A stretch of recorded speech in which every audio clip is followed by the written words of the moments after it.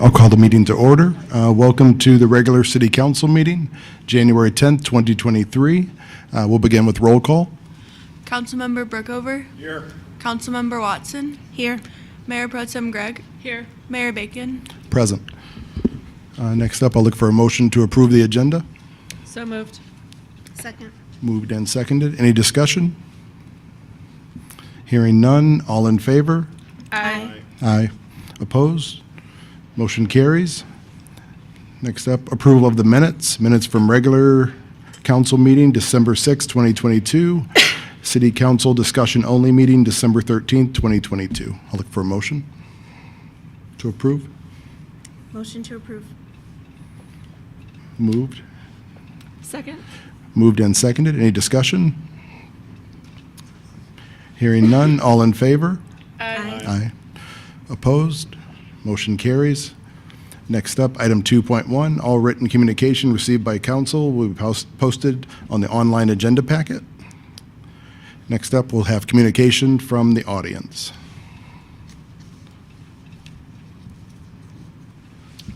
Susan Taylor.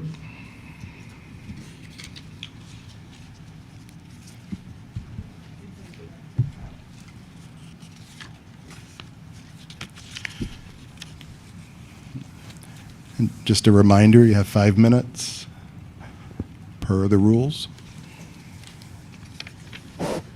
Okay, I'm here to speak about the deer call. I live at 842 Lantern Hill Drive, not far from here. I have moved here in August of 2020, and as much as we loved seeing the deer, oh, they're so cute. It's going to be so exciting to move here. We have learned since then how dangerous it has been for us. Just today, we have had not less than 5 deer in our yard all day, grazing all the way up to our house. We live on the backyard is about a quarter of an acre or less. They're either just sitting there or trying to grab whatever they can to eat, or grazing all the way up to our house. They do not run away when you go out to try and scare them away. And my biggest concern since we've moved here has been we've had often 12 to 15 is pretty regular of what we have in our yard. So you can imagine we have a 2-year-old grandson, and we have a son with special needs who lives with us full time. And they can't use our backyard anymore because of the danger of the deer not even being scared to leave. But also we are concerned about the Lyme disease particularly, and the poop that is basically our entire yard now.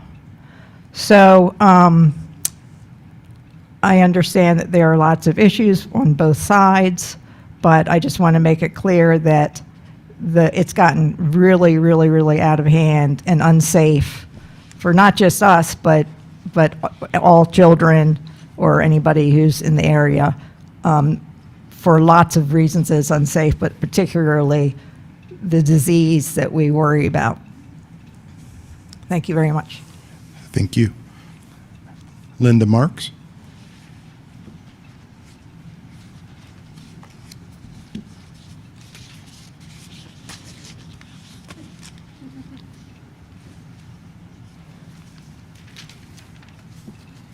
Hello, can you hear me? Okay, good.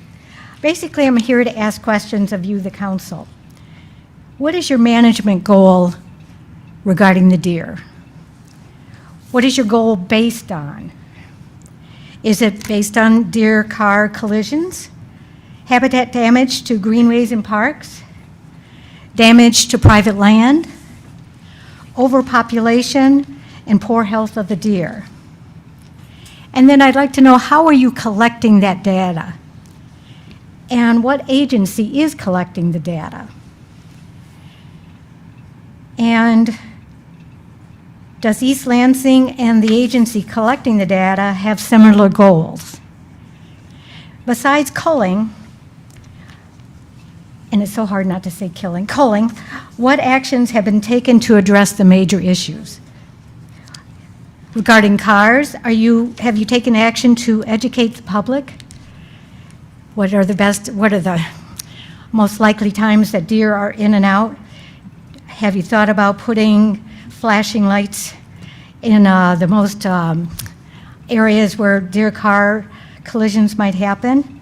And as far as private land, I can appreciate, I struggle with deer.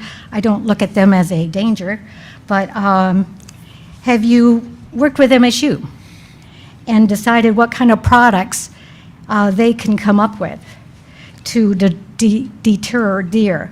And I know it's annual, it's kind of fun, actually, to figure out if I can out-strategize the deer. But anyway, nonetheless, that's my own personal fun. Wondering about also transporting deer. And I know there's a 64% rate of transporting their survival. And I know it's very, very expensive if you go the route of trapping and and deer collars. And so maybe MSU might be interested in working with the rehab center as far as, because they're already somewhat contained, shipping and monitoring deer somewhere else, and MSU be responsible for monitoring and shipping the deer. Just to be clear, you can't ship deer who are diseased, so that's not a good idea. Another proposal would be with the management company or whoever you use, MSU or DNR, is to ear tag deer that are with the rehab center, so that, and make an agreement, and of course publish it, to not remove deer with deer tags. So those are my questions. I don't expect you to come up with answers like that. Maybe you already have, but I don't expect that. But I personally enjoy the deer, and yes, they hop in. And then, yes, turkeys come, I don't know why, where they come from, or ducks or whatever. And I just live in a regular lot in Pinecrest. It's just fascinating to be able to live with nature. So thank you so much. Thank you. Cheryl Marsh.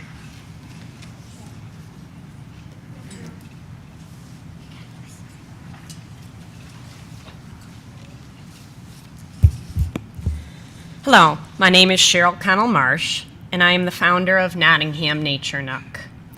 For the past 15 years, I have served this community by caring for thousands of abandoned wildlife babies and injured adults in the area. I have worked to educate the public on wildlife, and I have developed nature programs for both children and adults. In 2018 and in 2020, I received the Crystal Award's special recognition for my work with Nottingham Nature Nook in the East Lansing community. In 2023, I am developing a Stewards of Nature program in which we all work together to enhance, protect, and develop a more intimate relationship with wildlife and nature, where we can both coexist. Despite the considerable research that has shown that culls do not work, they have continued in East Lansing. Culls create a vacuum effect with more food in the cull area. The surrounding deer move in. In the case of the Aquatic Center and Softball Complex, which is on the northern edge of East Lansing, this means that the deer that you cull from Bath Township will move in to fill in the void. In addition, it has been shown that does in cull areas increase both their reproductive rate and the number of fawns. In addition, culls increase an early onset of sexual maturity in does. No chronic wasting disease cases have been recorded in East Lansing, and no cases have been reported in Ingham County since 2016. In terms of deer car collisions, the section of Abbott Road that this park is located on has only one deer sign northbound and one sign southbound, despite the fact that in this area the speed limit increases from 35 to 55 miles per hour. This area is also located with a lot of student housing, and we all know that students are usually distracted drivers, particularly when it comes to their cell phones. Increasing the number of signs, moving the location of the signs from time to time, night lighting, as well as reduced speeds at dusk and dawn will help solve this problem. In terms of vegetative damage, I'm a master gardener, and I love my extensive flower gardens. I have found that liquid fence for deer and rabbits have worked effectively on all my gardens. Planting native vegetation that is not attractive to deer and other wildlife is also a solution to better coexist with one another.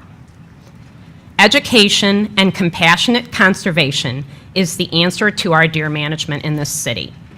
Not chasing them in the dark with four-wheel drive vehicles and then gunning them down in front of barriers of fallen trees with bait piles in front of them.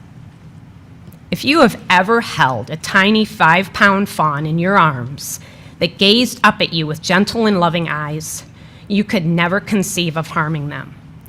If you ever watched a herd of fawns playing tag and splashing in puddles, you would understand what pure joy is. And so I ask all of you, when you go to sleep tonight, will you look back on this meeting and say to yourself, today and tonight, I voted to save the lives of creatures that have no voice. Tonight, I voted to preserve the future of nature and wildlife for future generations. And tonight, I voted for what is good and right in this crazy world. Ultimately, the choice is yours. Thank you for your time. Thank you. Holbrook? Holbrook?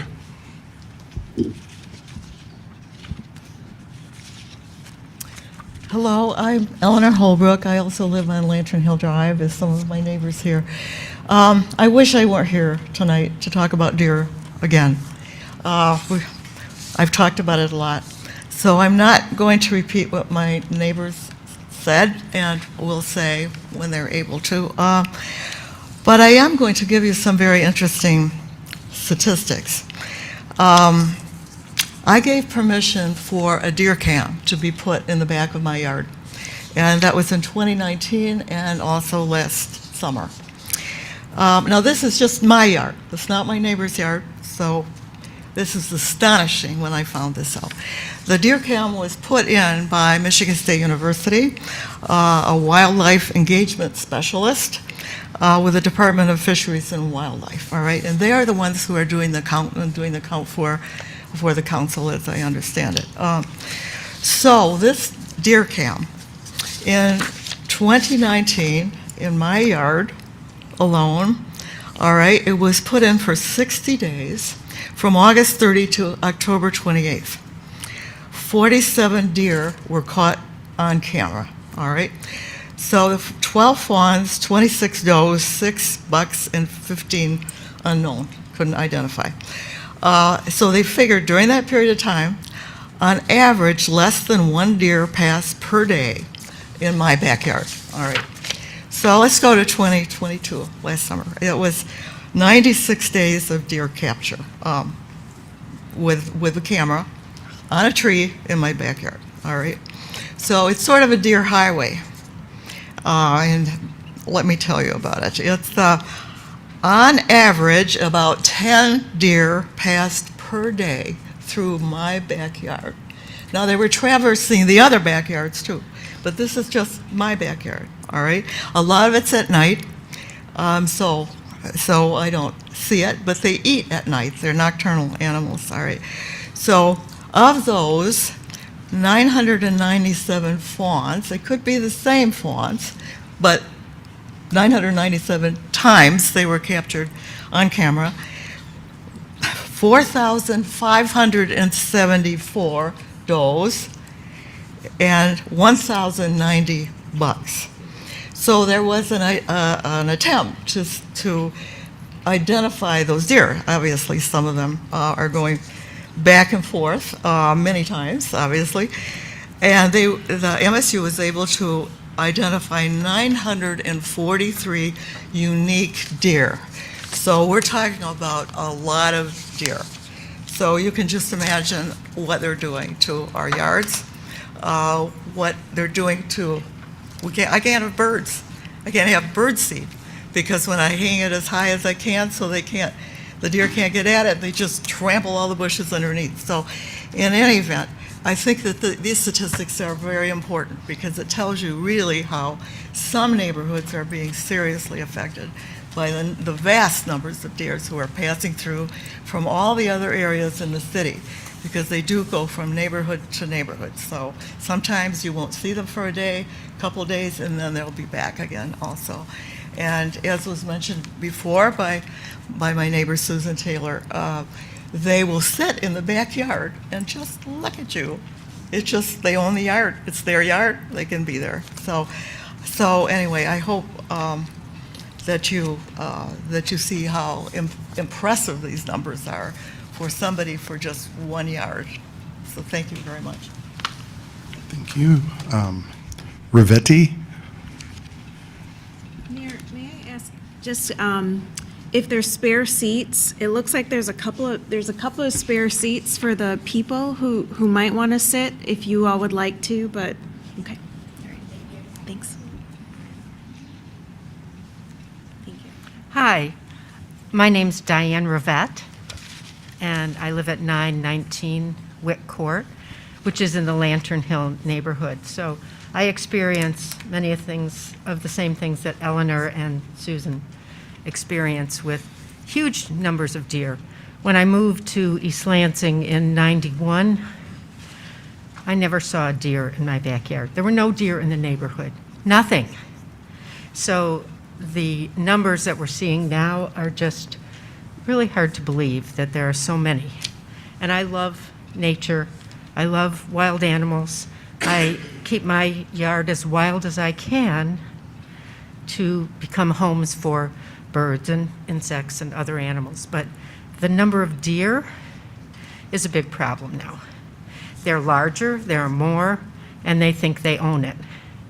They walk up on my patio, which I'm, on the other side of the window, and I'm afraid they're going to jump in my house. I don't feel very safe about that. And as Susan said, the excrement in the yard is not very much fun, and nobody comes and picks it up for me, so that's a problem. And I'm sure people have heard before about, losing their plant life. There comes a point when you feel like, why should I even try to plant something else? It's going to get eaten. And just because deer don't like it today, they may eat it tomorrow. And trying to grow small plants and get them big, they just get trampled or eaten up. So that is a problem. The city has been very helpful providing information. The community meetings I've attended in the last couple of years have been very helpful. And one of the things that I learned was that it's not always a steady line of decrease when you start doing calls. It may take a little longer before we achieve a balance. So I'm hoping that the City Council will continue the plan that they wisely instituted a few years ago and not stop and start and stop and start. Let's put it in place and use good wildlife management techniques, use the experts to try and actually make a difference. My husband, John, passed away last spring, and some of you know that he had run for city council a couple years ago. And one of his issues was the deer. It was a big problem then. And he talked to many community members who were very concerned about the deer. And I think he was very, very happy to hear that the cull would be tried. Not that that was what he wanted. We'd rather have the deer just go away, right? We don't really want to have to shoot the deer. But that seemed like an effort to solve the problem. It sometimes is funny to me that we don't allow dogs to run loose in our neighborhoods. We take care of them. They have to be licensed. They're not allowed to just come and leave their excrement, but it's okay for deer to come and do that. So, that just seems weird that we want to have a difference for different animals. My priorities for staying in the city of Lansing really don't have that much to do with the deer. But I started wondering what it would be like if everybody just kind of gave up planting trees, planting flowers. You know, why spend money on these things if they're going to be trampled, eaten, disappear? And I think my neighborhood would look pretty devastated if everybody took that approach. We wouldn't be supporting any wildlife at all. So I think we need a balance in the deer population. And if anybody wants to come and tour my yard and see the deer tracks, you're welcome to do that. Thank you very much. Thank you. Liz Miller?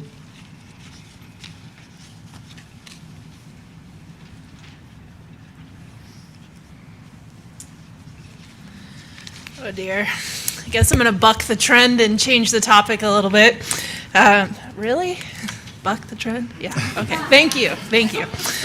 I am Liz Miller. I'm the chairperson of the Human Rights Commission, and I'm here about the Sanctuary Cities resolution before you all tonight, and I want to share some on behalf of the Human Rights Commission. We understand that while the term sanctuary city is not a legally binding term, we believe that such a designation will offer a framework for East Lansing to exercise restraint when federal agents seek assistance claiming jurisdictional authority. And while it's nice to welcome all people who live, work, or travel to our city, it takes more to protect them and their human rights.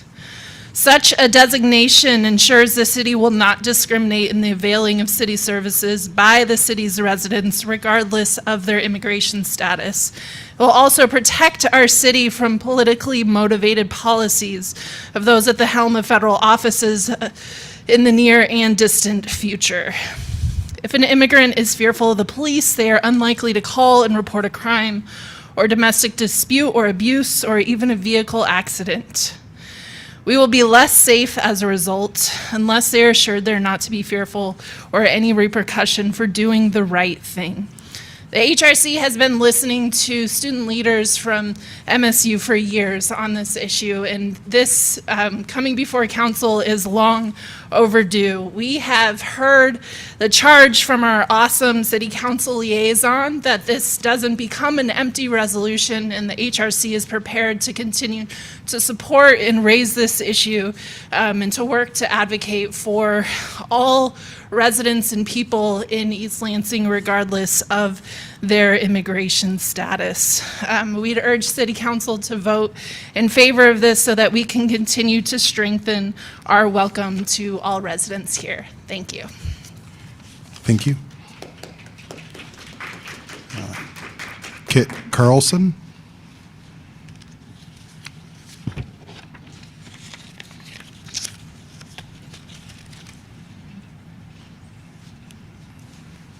Hi, I'm Kit Carlson. Thank you, Council, for hearing everybody here tonight. I live at 907 South Lawn Avenue. I'm also rector of All Saints Episcopal Church across the street. I came before you last month to encourage you to pass the Sanctuary City Resolution. I'm not going to belabor the point, just to say that you received in your packet more communications from members of my congregation who are residents of East Lansing. We have been a sanctuary church for a number of years in case people need housing if they are under danger of deportation. We are currently working with a family from Libya that is seeking asylum to help them become acclimated to this country and make their way and get their papers and become legal. This resolution will make East Lansing truly a safer and more welcoming place for all immigrants regardless of their documentation status, and I encourage you to pass the resolution. Thank you. I think this is one really long name or a couple names, but the first name, Carl Austin.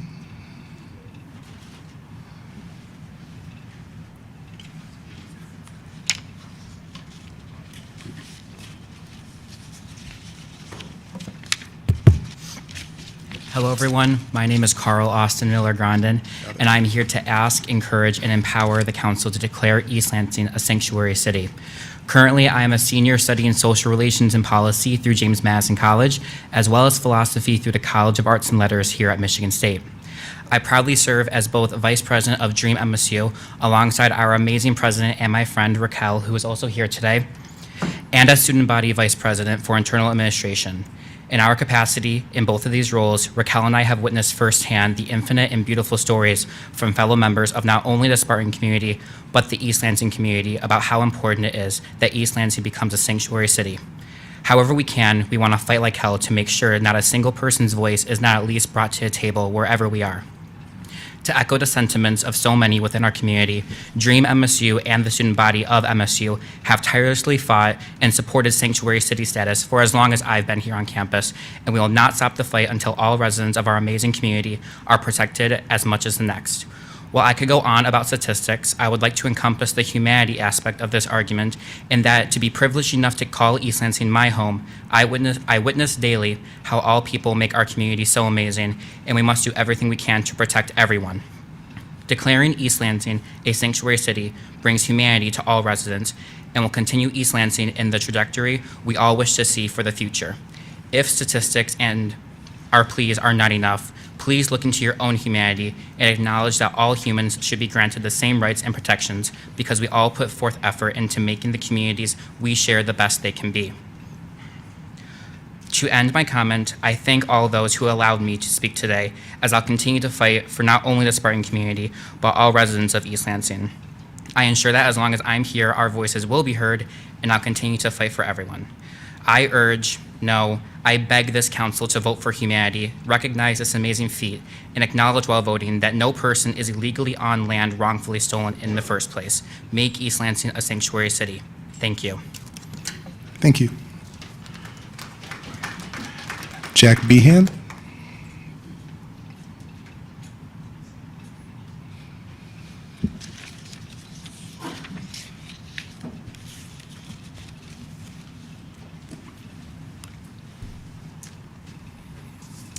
Hi, good evening. My name is Jack Behan. I am the community liaison for ASMSU. I wanted to quickly voice my support for the City of East Lansing to affirm its sanctuary city status. This will introduce a clear and cut definition of what the city's status is and how it will contribute to welcoming individuals from all backgrounds into the city. I hope that City Council stands with our student organizations and affirms that the City of East Lansing is a sanctuary city. Thank you. Thank you. Bob Pena. Good evening, honorable city council people and your mayor and the staff of East Lansing. Tonight I'd like to speak in behalf of the sanctuary sanctuary city status that's before you. In the east side of Lansing and Lansing Township and East Lansing, which I represent, I'm also an elected. There are many people from Asia, from Africa, from the Caribbean, from areas in South America that are there with refugee status.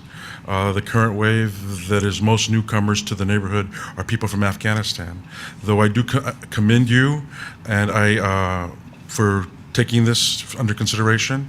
There are many people that have struggled to get here under many circumstances, for many reasons, some for religious, some for fleeing wars, some for being persecuted for sexual orientation, and they are in the neighborhood.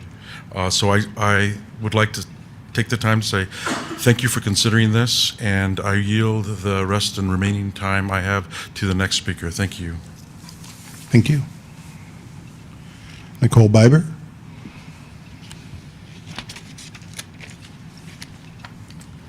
Hello, Happy New Year. First, briefly, I'll state my support for the sanctuary city language and intention, and also encourage everyone to read in full the Martin Luther King Day resolution.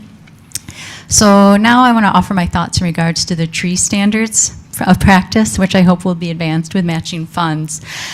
If so, I'd like to see the process and results take a progressive view of what it can mean to formalize tree-related best practices, as a plan would, quote, ensure consistent decision-making for residents and contractors. I want to think about how will it look for them to comply with city policies. So we are already a community committed to being, pollinator friendly.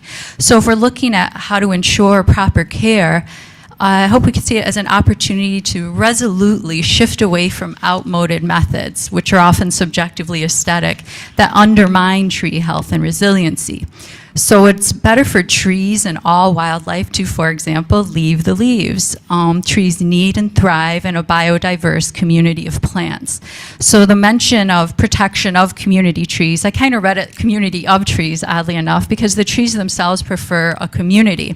So intertwined roots help to stabilize in high wind and unpredictable precipitation events. What we see in California right now with all the winds and the flooding, many of their trees are toppling because at some point it became aesthetically pleasing to have a single tree, whereas where they grow together in forests, they help hold each other up. So I urge the city to consider the tree ordinance provision of significant authority, and that's a quote, to regulate the care and maintenance as a really important opportunity to just unreservedly prioritize the benefits of establishing new norms that are responsive to restoration and biodiversity. So we can value the most current science on this. That incidentally validates the traditional ecological knowledge of indigenous nations. So we can value and foreground what it is the trees need to be able to provide the literal roots of thriving habitats. So I ask that this guide will specify the plantings of native species of trees. They feed wildlife certainly via things like vegetation and berries, but they also provide places for caterpillars that birds depend on to feed their young.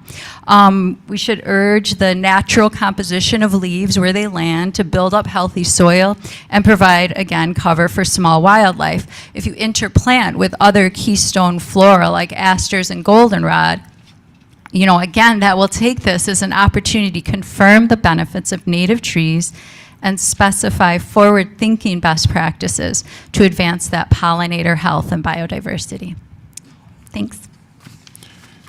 Thank you. I'm going to move to the online system, but I'll give one. If someone wasn't able to enter one of the blue sheets, can I see a hand if there was other comments from the public in person? Yeah. Step up. Just state your name for the record, and then when you're done, would you please fill out one of the blue forms?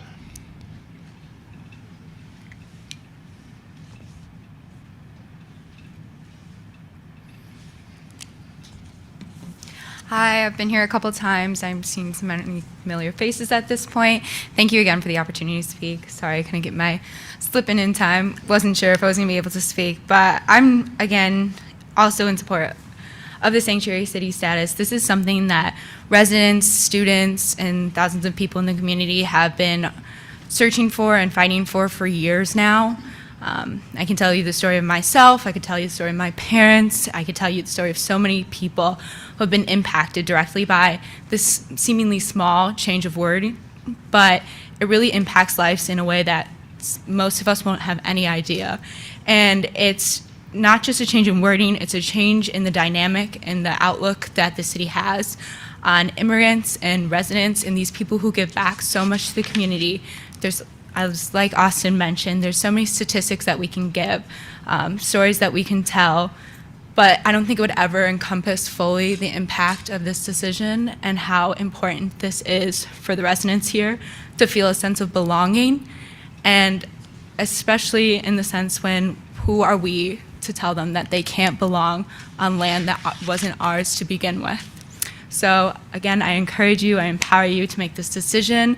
I think that in previous years, there's been some hesitation, but things are changing and people are moving forward and these communities are changing and growing every single day.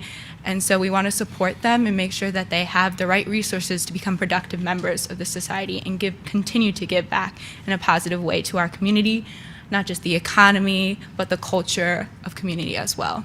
Thank you so much. Thank you.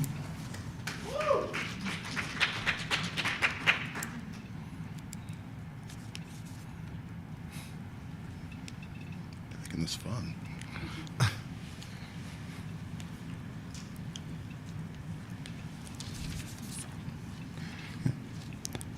Please state your name for the record. Good evening. My name is Samantha Vave. Can you all hear me okay? Excellent. So I am here to talk about the deer cull. And someone spoke earlier who was worried about deer in her yard. And aside from the fact that that sounds like a pretty privileged problem when there are serious issues going on here tonight, we're discussing sanctuary cities as well. There's also homelessness in this area and gun violence and so many other things that we could be spending our time devoting to fixing, and instead we're talking about shooting deer. Deer who were here long before we were. But she did have a really good point. She said, let's look to the experts. Well, we already had an expert up here tonight who spoke, and she told you what the evidence-based research has shown over and over and over again, which is that culling the deer population does not help. It creates a vacuum, which may explain why she's noticed an increase in deer population, because we've caused it with the culling. Nature is self-regulating. These issues happen when we interfere with them. And as we come together tonight to talk about opening this city to people who are in need and people who are struggling, and the person who spoke before me also made an excellent point that how can you deny people access to this land when it was not your land to begin with? It was not our land to begin with. And the deer have just as much right to be here as we do, possibly more so. So I am asking you to really think about what you're doing. Look at the research, not just what you might hear in one DNR meeting, but all of the research articles, all of the published journal articles that are out there that show that this is not the best practice. This is not good for the deer, but it's also not good for us because we are participating in practices that only further damage. So thank you for your time. Thank you. Just leave it there. Or just leave it right here? Thank you. Thank you. Thank you.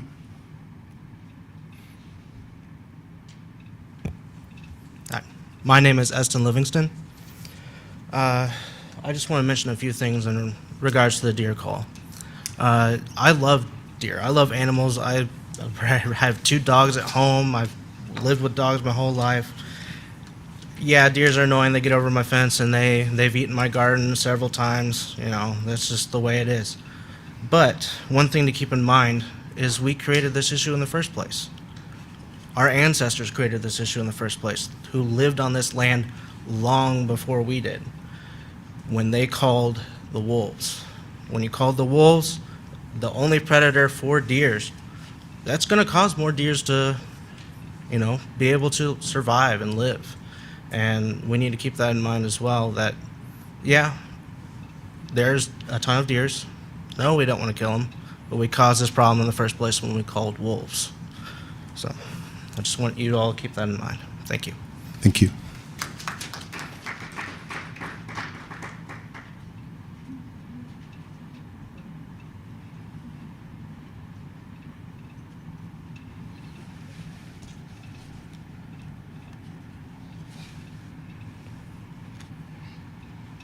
Hi. I've never been to any of these meetings, so pardon me. Fine. Have to state your name for the record. My name is Kara, and I am not a Michigan native. I've lived here for a few years. I just wanted to say that I absolutely love the deer. We did not have a ton of deer in Indiana. And I'm a photographer, so being able to witness this beautiful wildlife has been quite a treat. One thing I wanted to say, and this is truly a question because I don't know the answer. I heard someone else say that the traffic in her yard back in 2016 was much lower than it is now. And I do know, much to my chagrin, there was a deer cull last year. So my question is, was there a deer culling in 2016? And how many? So that piece of data, I feel like, would be very important, especially combined with the other information that culling does not necessarily take care of and fix the population of deer. And they're adorable. So. Thank you.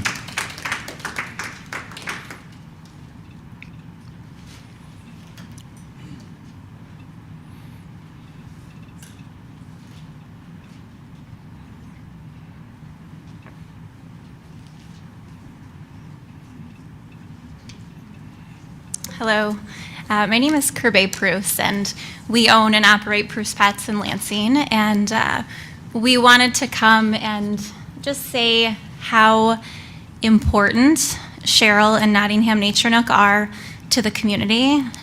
We have probably hundreds of people that come to us annually with injured wildlife, and because we are very public and people know of our space, they come to us with all things animals. And it has been so wonderful, and I don't know what our community would do without Cheryl, because she's local and she has helped countless people that we have referred to her. With that said, what I wanted to say is that specifically when it comes to the aquatic center and the softball complex, something so close to her space. We spend every day talking to people about the significance of the human-animal bond. And I can't tell you how scary it is in the past 10 years, how far removed we've become from that. And I just want to shed light on the work that Cheryl's doing, how important it is in our community. And I can't imagine, especially as a new mother, raising those precious animals. I've been in that space, I've met her fawn. What she does is truly magical, and what we need is to at least listen to her voice and respect that one space that's so close to where she does this work. I can't imagine as a mom sending these animals out and something that close being a potential just killing spree of my animals. So science is really important. My father and I spent 2 years in Senate hearings just trying to convince the state why marine fish would not become an invasive species in a Great Lakes state. I just want to make sure that science is being respected when we're making these very important and respected issues pertaining to laws and things like that. I respect science, but also, and the emotional side of it, we've got a significant impact being made in the community, and I just really want her voice to be respected. So, thank you. Thank you.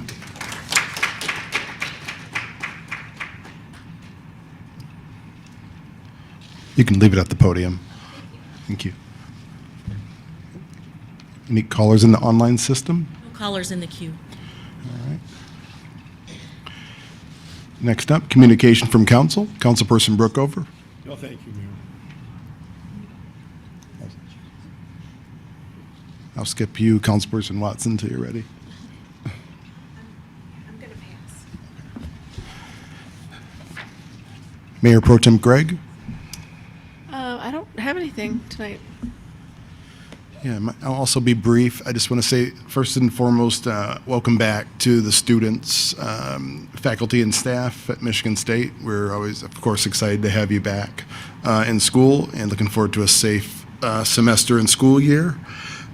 Secondly, as we'll look into later on, looking at our future member of council, I'll say another farewell to Councilperson Lisa Babcock, and just really thank the community for the level of civic engagement, on the number of applicants and people showing interest in taking part in council and joining council.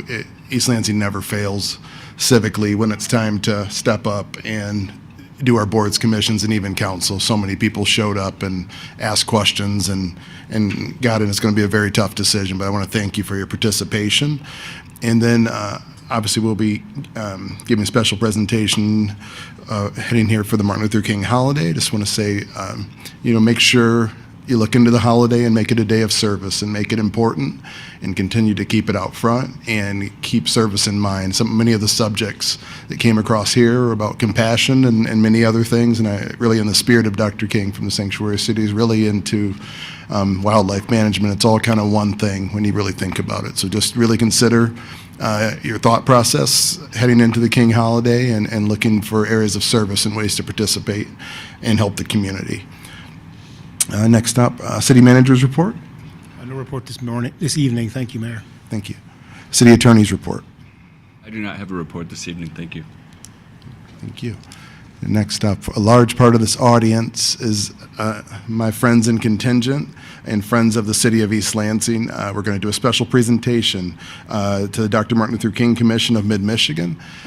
First and foremost, I want to acknowledge and thank the City of East Lansing, City Manager, all the staff, and all the things that go into that the city allows us to do as a commission. I sit with the Dr. Martin Luther King Commission of Mid-Michigan, and just the generosity, friendship, and partnership between East Lansing, the region, and the MLK Commission of Mid-Michigan. These events and things are not possible without the support and participation of the cities involved in this. And just to mention the work of the Dr. Martin Luther King Jr. Commission of Mid-Michigan, for me, has been a long educational process. I think I went over 10 years this year, and I've learned so much just from the people that have come to the community to teach us, members of our own community that are civil rights icons and live among us and have lived among us, and that have come back to our community to bless the community and remind us of how we got to where we are and how far sometimes we have to go. But I just want to share that appreciation and particularly reiterate for the parts that city staff do to make all this stuff work together. And a particular honor to our Director of DE&I and also Chair of the Martin Luther King Commission of Mid-Michigan, Elaine Hardy. So thank you for all your work and wearing multiple hats to make this go excellent and look seamless by the time it happens, but it's definitely not seamless behind the scenes. And I just want to also acknowledge the entire members of the commission that are here today, many members of the community. It's a fully volunteer commission that steps up every year to do things in just the scope of the things, from scholarship to art to the speakers, to it just goes on, and the scope continues to grow each year, and it's grown, obviously still represents as one of the largest, I'll take it from my chair, Elaine Hardy, the largest continuous celebration of Dr. King's holiday, I believe. I'm saying it incorrectly, but I'm trying. So I want to do a special check presentation here from the City of East Lansing. So would you like the group to step up, or I can do whatever we like to do? We're going to take pictures. Yeah. Do this, Mayor?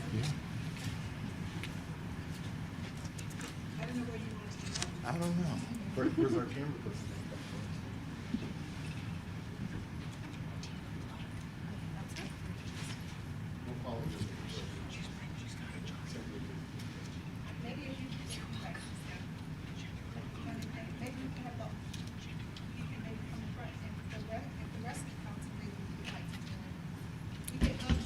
Would you all like to step in? Of course. Come on, yep. I'm just, if the commission would just come.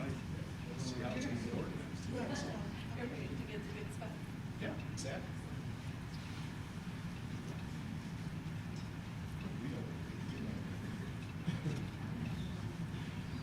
We probably should. I'm tall, I'll stand up there.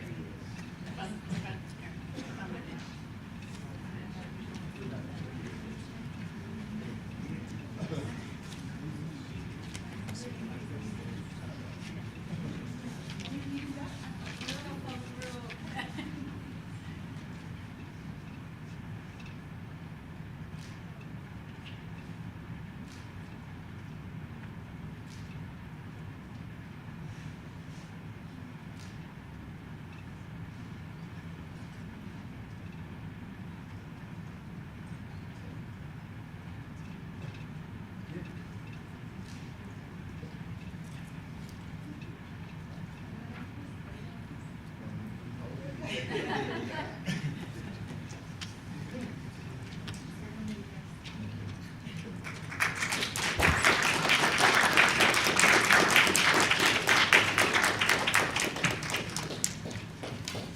you. There's a lot of pins.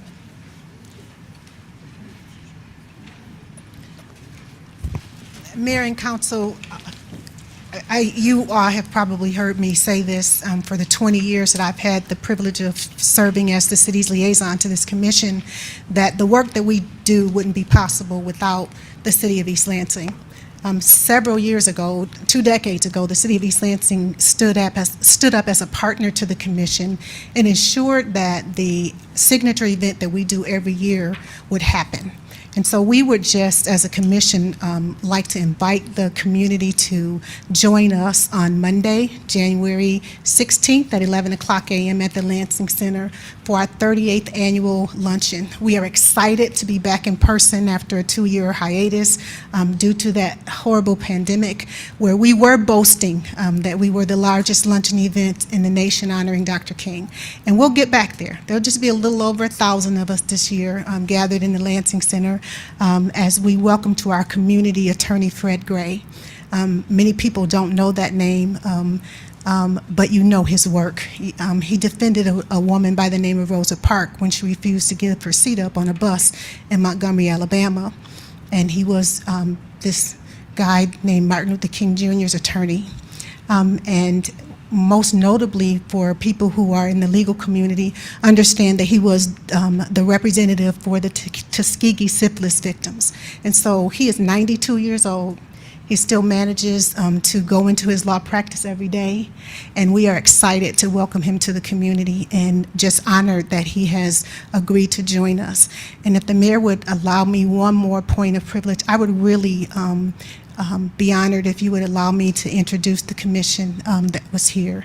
Our mayor does serve on the commission with us, has done so for the last 10 years. But if I could just ask the folks that work with us each year to put this amazing event together, but then also work throughout the year to make sure that the MLK Mid-Michigan signature is on civil rights work throughout the country. I just would like you to stand. I'm going to say your names, and if you guys wouldn't mind indulging in giving them a round of applause, because they do amazing work, and we are just excited to have them. So if you would just stand: Rosa Hargrove, Miss Geraldine Potter, Mr. Dr. Lee June, Kelly Ellsworth Etchison, Kristen Shelley, our vice chair, I forgot her name, Tristan Wright, Mr. Tony Baltimore, Steve Japinga, Anthony Winston, Lonnie Lee, and Fonda Brewer, Trustee Fonda Brewer. So thank you so much. And thank you again, Mayor.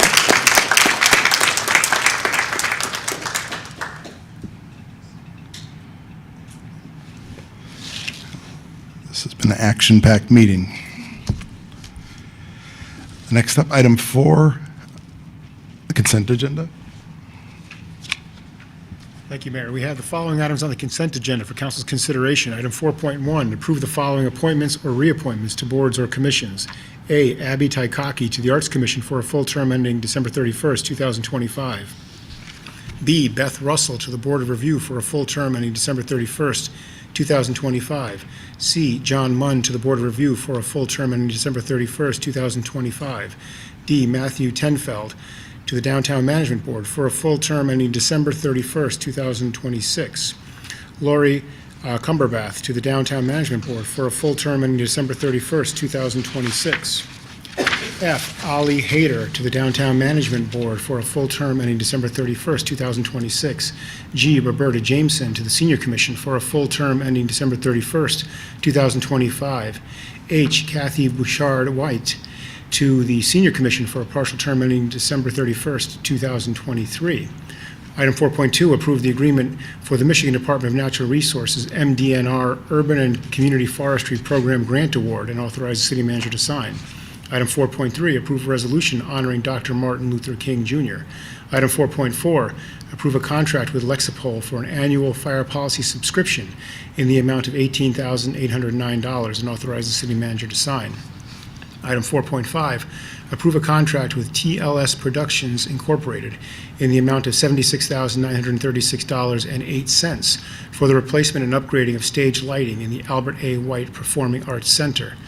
It is also requested that an additional $7,900 be allocated for a project contingency. Item 4.6, approve a resolution recognizing the Coalition for Catholic Private Education as a nonprofit organization located in the city of East Lansing for the purpose of obtaining a charitable gaming license from the Michigan Lottery Bureau. Item 4.7, accept the resignation of Councilmember Lisa Babcock from the East Lansing City Council.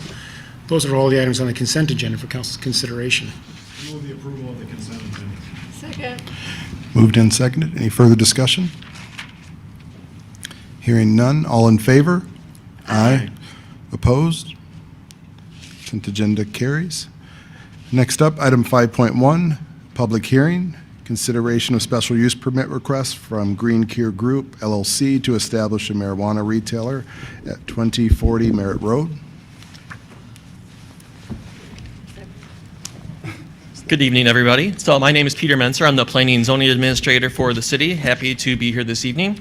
So the public hearing tonight is for a special use permit application from Green Cure Group LLC to establish an adult use marijuana facility at 2040 Merritt Road. It's a retail facility.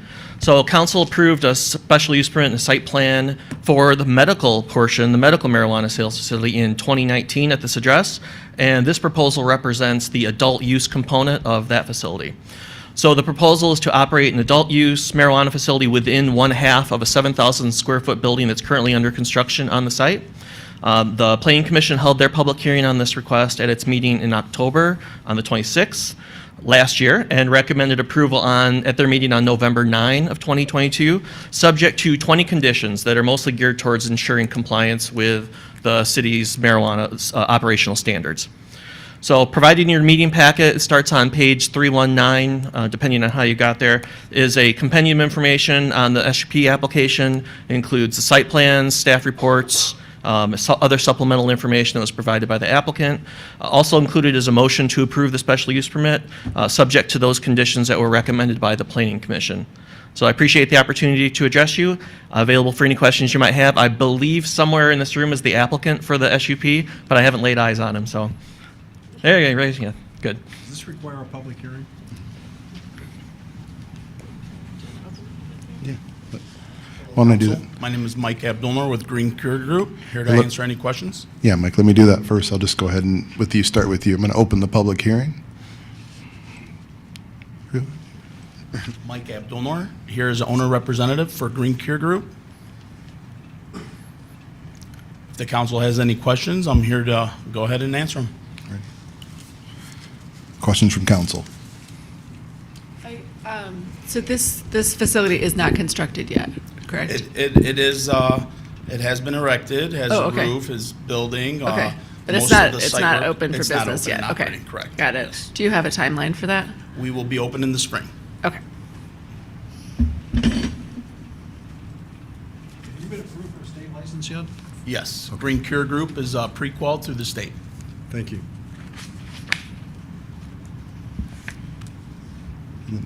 Peter, per your language, where it's adult use, is that interchangeable just with recreational? Yeah. Adult use? Yep.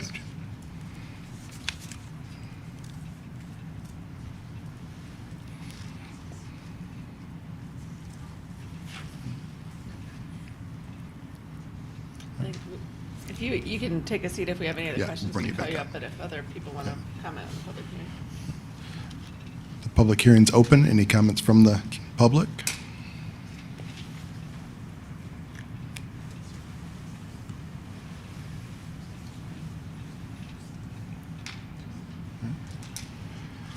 Seeing none in person. Anyone in the online queue? No one in the queue. All right. Do a second check. Any public comment for the public hearing? All right. Seeing none, close the public hearing. I move we approve the special use permit request from Green Cure Group LLC to establish a marijuana retailer at 2040 Merritt Road, subject to all the conditions noted in the Planning Commission referral letter dated November 10th, 2022. Second. Moved and seconded. Further discussion?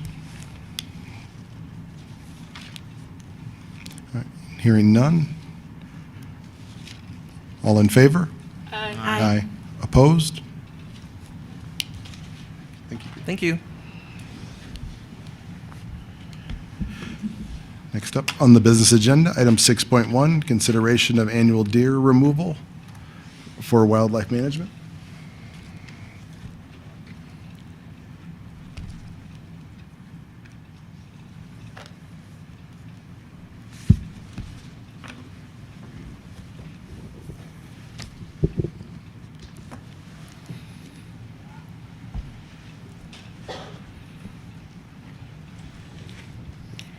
Good evening, Mayor Bacon, Mayor Pro Tem Gregg, Councilmember Watson, Councilmember Babcock. Really pleased tonight to have a guest joining me. This is Dr. Alexa Warwick. She is the Wildlife Engagement Specialist with the Department of Fisheries and Wildlife with Michigan State University. She is one of the partners that the city has had a long-term relationship with concerning deer management, along with her colleague, Dr. Rick Campa, and former colleague Jordan Burrows. Combined, they've all been working with us for about 10 years now, and she will be helping with this presentation with some of the research that she's been doing. I did present to you back in June. I am giving you a slide that I started that presentation with. I'm repeating it. I'm acknowledging that I'm repeating it because I think it's good information to frame the conversation with. Again, this is a conversation that's gone on for nearly a decade. We've been engaging with residents, researching best practices, partnering with experts in the field concerning deer management, deer populations. Many factors contribute to how you feel about this subject matter and how you feel about management methods. It can be a very divisive topic for communities. We recognize that. And the city has spent considerable time and effort and continues to spend time and effort around community input and engagement. The decision to remove deer took many years. We talked about this for 8 years before that decision happened. And really that conversation was all about council hearing data, asking questions, having questions answered, and hearing from the community. And at the end of the day, again, it's a council decision how you want to proceed with this. One of the things that we've talked about at many, many presentations, and I think this is the 13th time that I've been before council on this subject in 10 years. So one of the things that we've talked about extensively is the idea of wildlife acceptance capacity, and that idea that there is no magic number to say how many deer are acceptable in East Lansing, or how many deer would need to be removed, or how many deer can how many deer could be acceptable biologically in East Lansing. Really, there's a tremendous amount of variation in what that answer is, and at the end of the day, it's really about what the social carrying capacity is for this community. So rather than a discussion focused solely on deer numbers or densities, a focus on impacts has taken place, and how it's related to the local deer population. And that's what we've really emphasized and really monitored through this conversation. So since I was here in June, there are some activities that we've engaged in. We held a deer management open house for the purpose of community education and engagement with our longtime partners and local experts. Dr. Warwick was there representing MSU. We also had Dr. Jean Sau, who's a MSU tick expert, who was also joining us. We had the Michigan DNR, and we had USDA Wildlife Services there. We had over 40 people come to the open house. We had really, really good feedback from that open house. Happy to answer questions about that. You'll recall that we held a community deer management meeting in 2014 and also in 2019. This one was a little bit different in that we arranged it as a open house drop-in so that someone did not need to come at 7 o'clock and stay until 9 o'clock and stay for an entire sit-down meeting, that they could come in at a time that was convenient for them and engage directly with the experts with their questions. And we had a lot of really positive feedback from residents about that. We've continued to collect deer vehicle collision data, and we've continued updates on the deer management webpage. Again, I want to remind you that that deer web management page has been up for nearly a decade now, and we do have many, many links of education for residents concerning non-lethal management efforts that they can do in their own yards, articles, and it also catalogs all the activities of the city concerning deer management from the start of this conversation to current day. We also implemented a new resident survey. We kicked that off at the open house, and we've had a number of respondents, quite a high number of respondents to that, and Dr. Warwick will be talking about that as well. Some additional context, we shared an article that was in the Detroit Free Press back in November, I believe. The article was interesting because it gave the context of the deer population in all of Michigan. We're so used to talking about it in just East Lansing, but this is really a statewide problem. One of the things in the article was that Michigan is second. We are second in deer vehicle accidents in the country, so second to Pennsylvania. And I provided you with new updated deer vehicle collision data here. So in 2022, you can see that we are trending downward.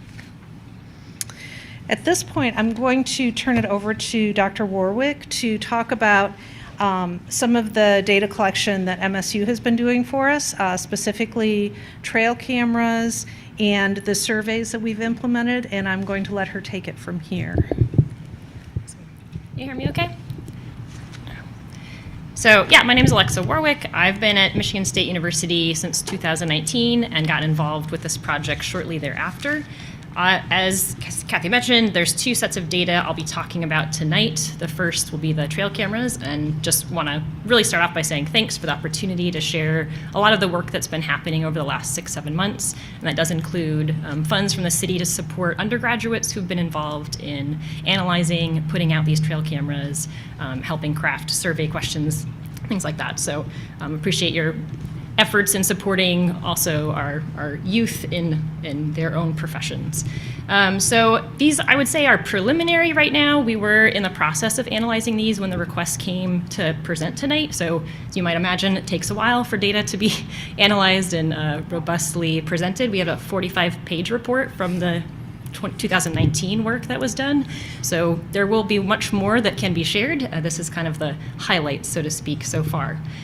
So we did deploy 17 cameras in 2022, and these were roughly in similar locations as in 2019 in an effort to get some comparative numbers. We're referring to these as deer activity levels, so it's not a number of deer in terms of like a population or a density, anything like that. It's just giving us a sense of how much deer activity is happening in each of these places, kind of a snapshot in time.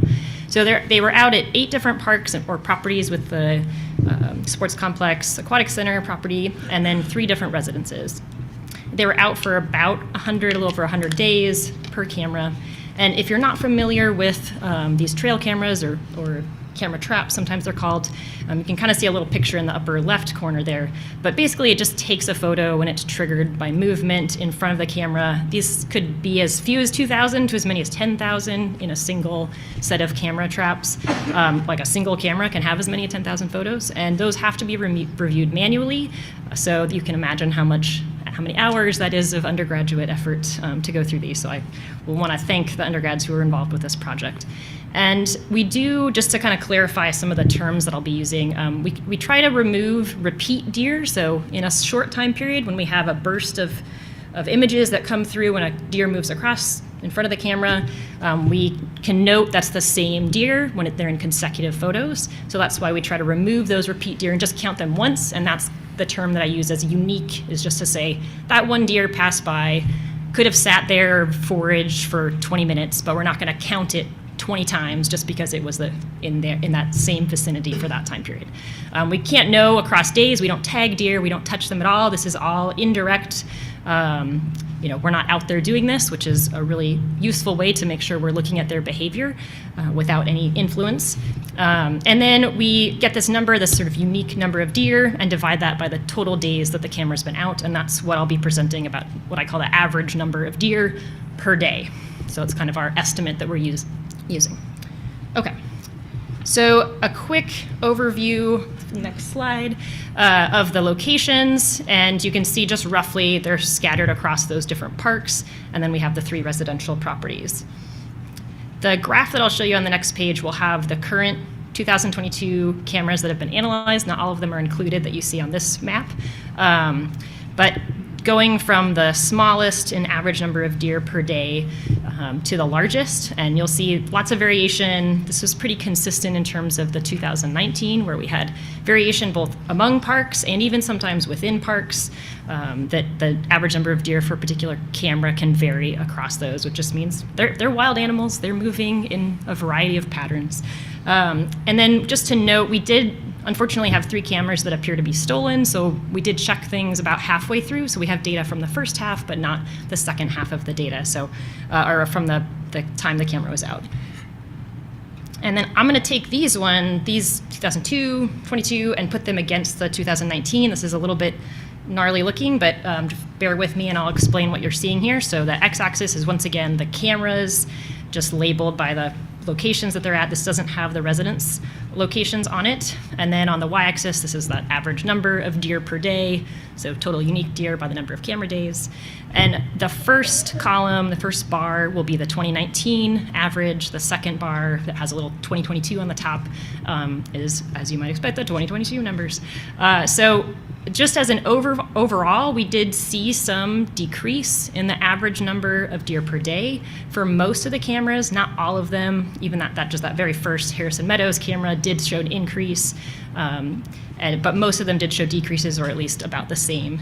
And I'll reference, we don't have all of the resident ones done, but we did get one done before this meeting, and that happens to be the one that Eleanor mentioned before, that saw this dramatic increase. And if we can kind of go back and forth, you'll notice there's a 10 on the x-axis or the y-axis here, and on the previous one, it actually only goes till 5. So this is a really I went back and checked because I was so surprised by how many deer were moving around in that area.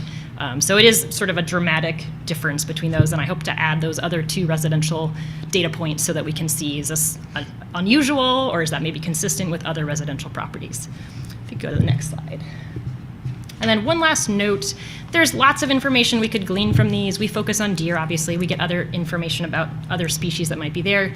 We can also see what time of day the deer tend to be active, so if that's useful for particular activities to try to support other education or outreach efforts, we can get that kind of information. And again, lots of variation in terms of when they're active. Tends to peak around 7 a.m. and then sort of 6, 7 p.m. So just a quick summary of what I've mentioned for trail cameras so far. Again, preliminary stuff. There's lots of variability in the deer activities across these cameras and in the different parks, again, suggesting this is a complex issue. Not everywhere is experiencing the same deer impacts potentially, or deer activity. And that the cameras did see an overall decrease in the parks and the other properties in the sports complex, for example.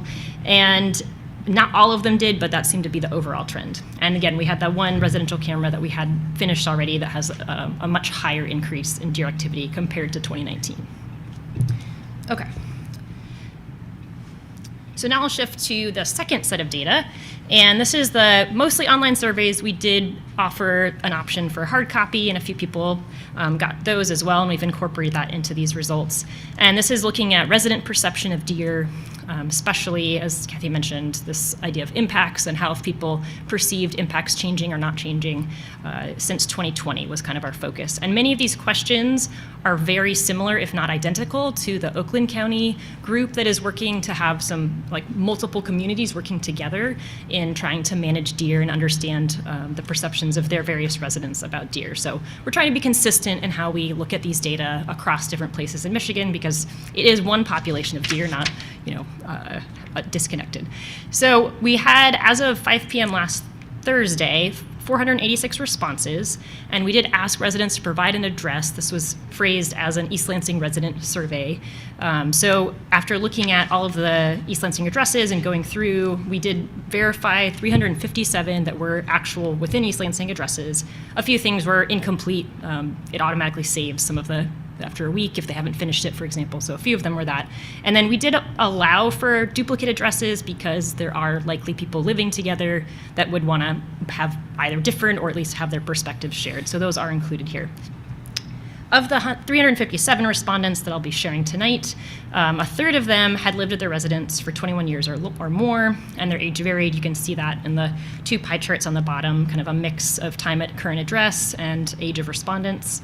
And then 30% live adjacent to a city park. And we asked that specifically because there was additional communication given prior to the January deer cull in 2022 and 2021. So we wanted to ask a little bit more in detail about those residents' experience.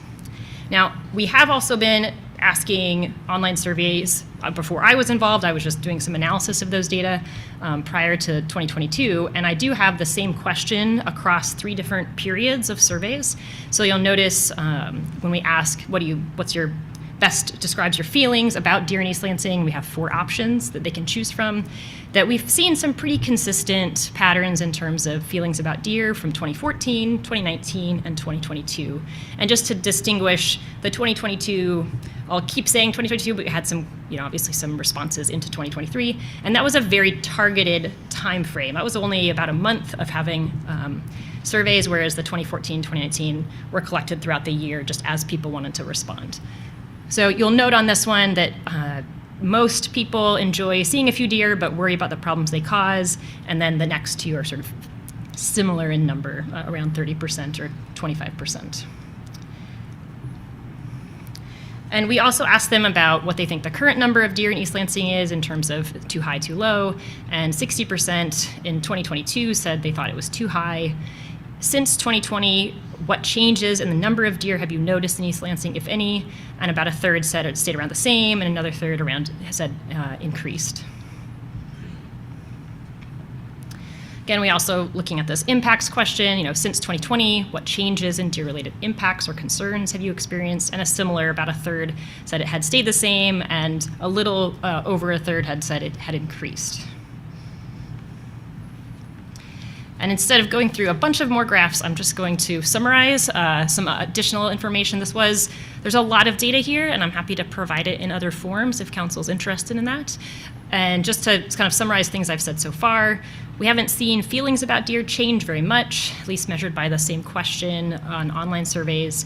It seemed that 90% of the respondents were aware of the deer removal activities prior to taking the survey, and that 60% of them thought that the number of deer was too high in East Lansing. A third of them mentioned that they thought the number of deer has increased, and another third had said it stayed the same. And not unexpectedly, the top concerns when we asked that were still deer vehicle collisions, landscape and garden damage, and a variety of disease-related concerns. We did ask in a little more detail, again, somewhat mimicking questions from the Oakland County set of surveys, to see for those who have experienced a deer vehicle collision themselves or someone in their household, and that was about 11% of respondents. We asked how expensive, how much did they have to spend in order to deal with that incident, and it ranged from less than $1,000 to more than $15,000. And then similar for landscape damage or garden damage, we asked if you have experienced that in the last 3 years, and that was almost 90% of the respondents had said that, and the expenses ranged from less than $200 to more than $5,000. Most respondents, so about 74%, thought their deer impacts or concerns have stayed the same or increased. That was a third and a third, roughly. And we have some additional questions just looking at trying to provide more education and outreach, how people would like to have things shared with them, and email and online resources about various deer topics were kind of the top 2 ways that people wanted to engage, and especially around management updates, and for information to help prevent deer damage to landscapes and gardens. So there's much more that I can say about this, and I'm happy to answer any other questions that council has. Thanks for the opportunity to share. Thank you. Questions? I just have a few. Thank you for being here. Thank you for coming back to meet with us, Kathy.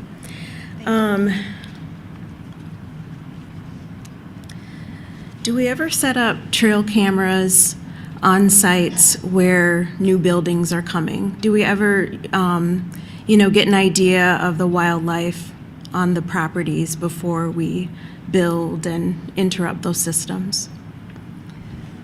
Not to my knowledge, we haven't done that in the past. That would be on private property unless it was city property that we were building on ourselves. That doesn't mean that we couldn't get permission to do that, but that is not something that we have done.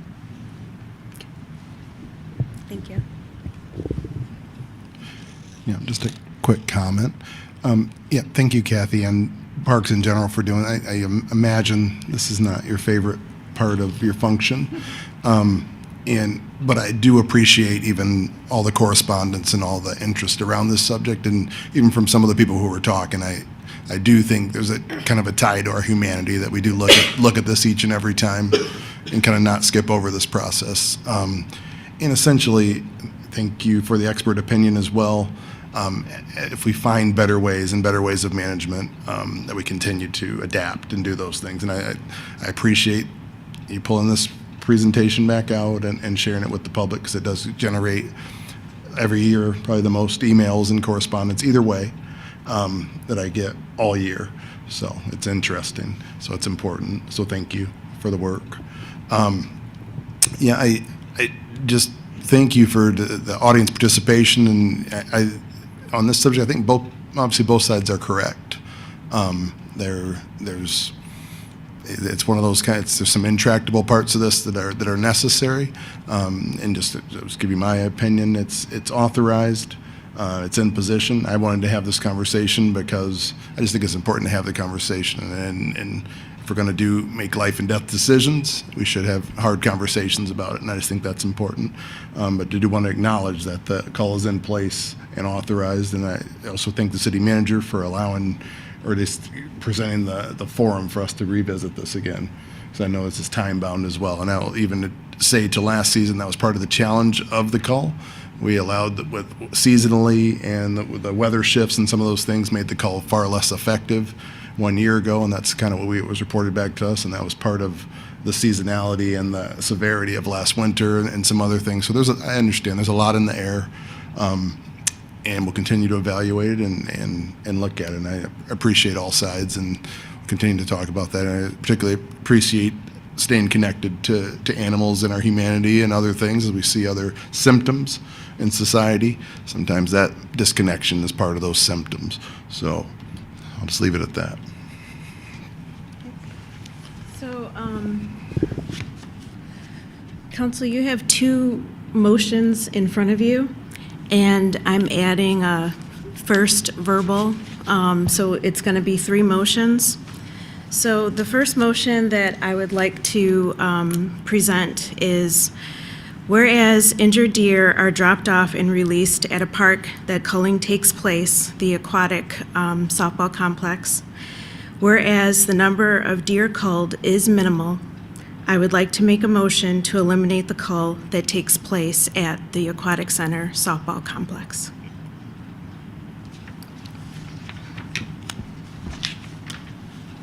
Well, I'll second it for discussion purposes only. I'm not going to vote for it, but I'll second it for discussion purposes. Moved and seconded. Discussion? Yeah, so as we saw in the statistics, and when we look at the number of deer that are culled in that area, it's minimal, but when we also pay attention to what's going on that's special in that area, and I also wonder what it would mean to eliminate a cull in the aquatic complex area as far as where the deer go. So I met with some of the people in Lantern Hill neighborhood, and one of the discussion points was where the deer run to when the culls take place. So I wonder what type of different balance might happen for the deer in the area if we take out this aquatic center and softball complex. So your thinking is if we didn't call in that location, which is, as I understand it, is pretty much next door to where the deer sanctuary is, then they would stay up there and wouldn't go into Lantern Hill? Is that your theory? Yes, yes. I wonder what that might look like. I believe that we are here today because we've shifted the deer's movement because of the choices that we've made to build on land and to box them in.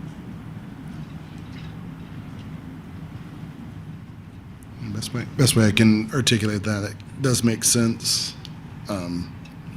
And since we're studying and kind of looking at it, if we can look at where we're calling and where, obviously the biggest complaints, now that we can't control all car deer, the biggest complaints are inside the neighborhoods and where they do most of the property damage, or even could do some human damage as they start to encroach on porches and sliding glass doors, and those things do become dangerous. That's more of my concern around the call. Even the car deer is very difficult to control, the migration of deer and how they're going to move around. That's challenging. And like we said, we can't even completely articulate what is it 300, is it 400, is it what's going to actually reduce those numbers. That number clearly is, the science hasn't caught up to that number yet. If I'm correct, is that what we're stating? Kind of, we don't know what the ecosystem can do. It's kind of gray, right? Is that? Did I state that correctly, or did I misinterpret I think I'm going it? to take a start at that answer, but Yeah. I may need to be bailed out by Yeah. Dr. Warwick Yeah, here. Hopefully be bailed out. I would say that what I provided in the beginning when I talked about that variability is that it depends on many, many, many factors. And so to be able to say that if we just do this one thing and we're not ever doing just one thing, that's going to magically take care of the problem, or that somehow we have the ability to kind of control many of those factors too. So Yeah, maybe just to clarify that if you're referring to a number, like a number of deer in the community or the density that's ideal or something like that, is that what you're trying to get at, or?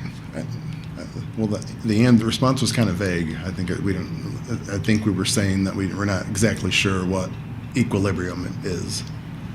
Well, at least the data that I'm collecting are meant to be comparative. In and of itself, a value of 3 deer per day on average doesn't have meaning except for in a comparative, compared to last year, this is what this looked like, or 2 years ago, or 3, or whatever the case might be, or compared to other places in the city, this is what we're looking at.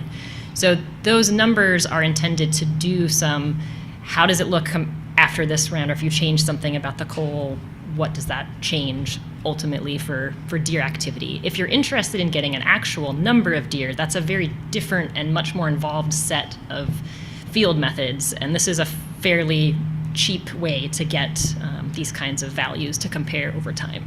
So I don't know if that helps clarify. Like, we're not trying to give you a number in terms of... None of this helps clarify, ever. But, There's no clarity. yeah.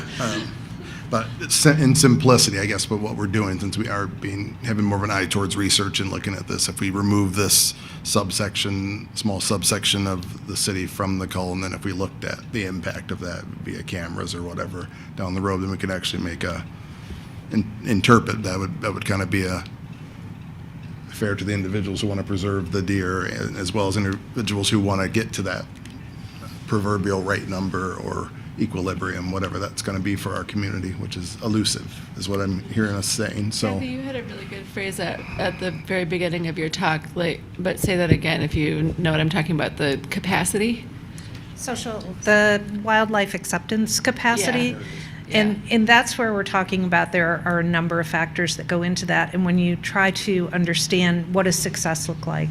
So, we throw a lot of information at you, right? And it's not because we're trying to confuse you or trying to say, this is more important than this. It's that it really takes sort of that broad, holistic look at everything that's going on and understanding where residents are in a point in time. Are they noticing more deer conflict? Are they noticing less? Are they reporting that they're okay with the number of deer? Are they reporting that there are too many deer? All of those pieces of information together help you to make the decision, hopefully. And I guess my feeling too is that capacity is different person to person across our community. So we literally have, 60,000 different opinions on what our wildlife capacity is, because some people have a higher one and other people have none. So it's not that there is a number that we can find. There's never going to be an exact right answer. It may also correlate to the particular population that they're living amongst. Yeah. So, in the areas of a Lantern Hill, for example, not to pick on them, but where the numbers are higher in a densely populated area, it is more challenging. And I want to continue to discuss the issue with our neighborhoods, but the place I brought up is a park. It's not a neighborhood that I'm asking council to consider.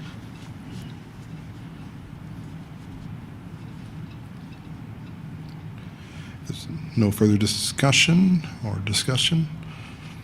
All right. All in favor? Aye. Aye. Opposed? Aye.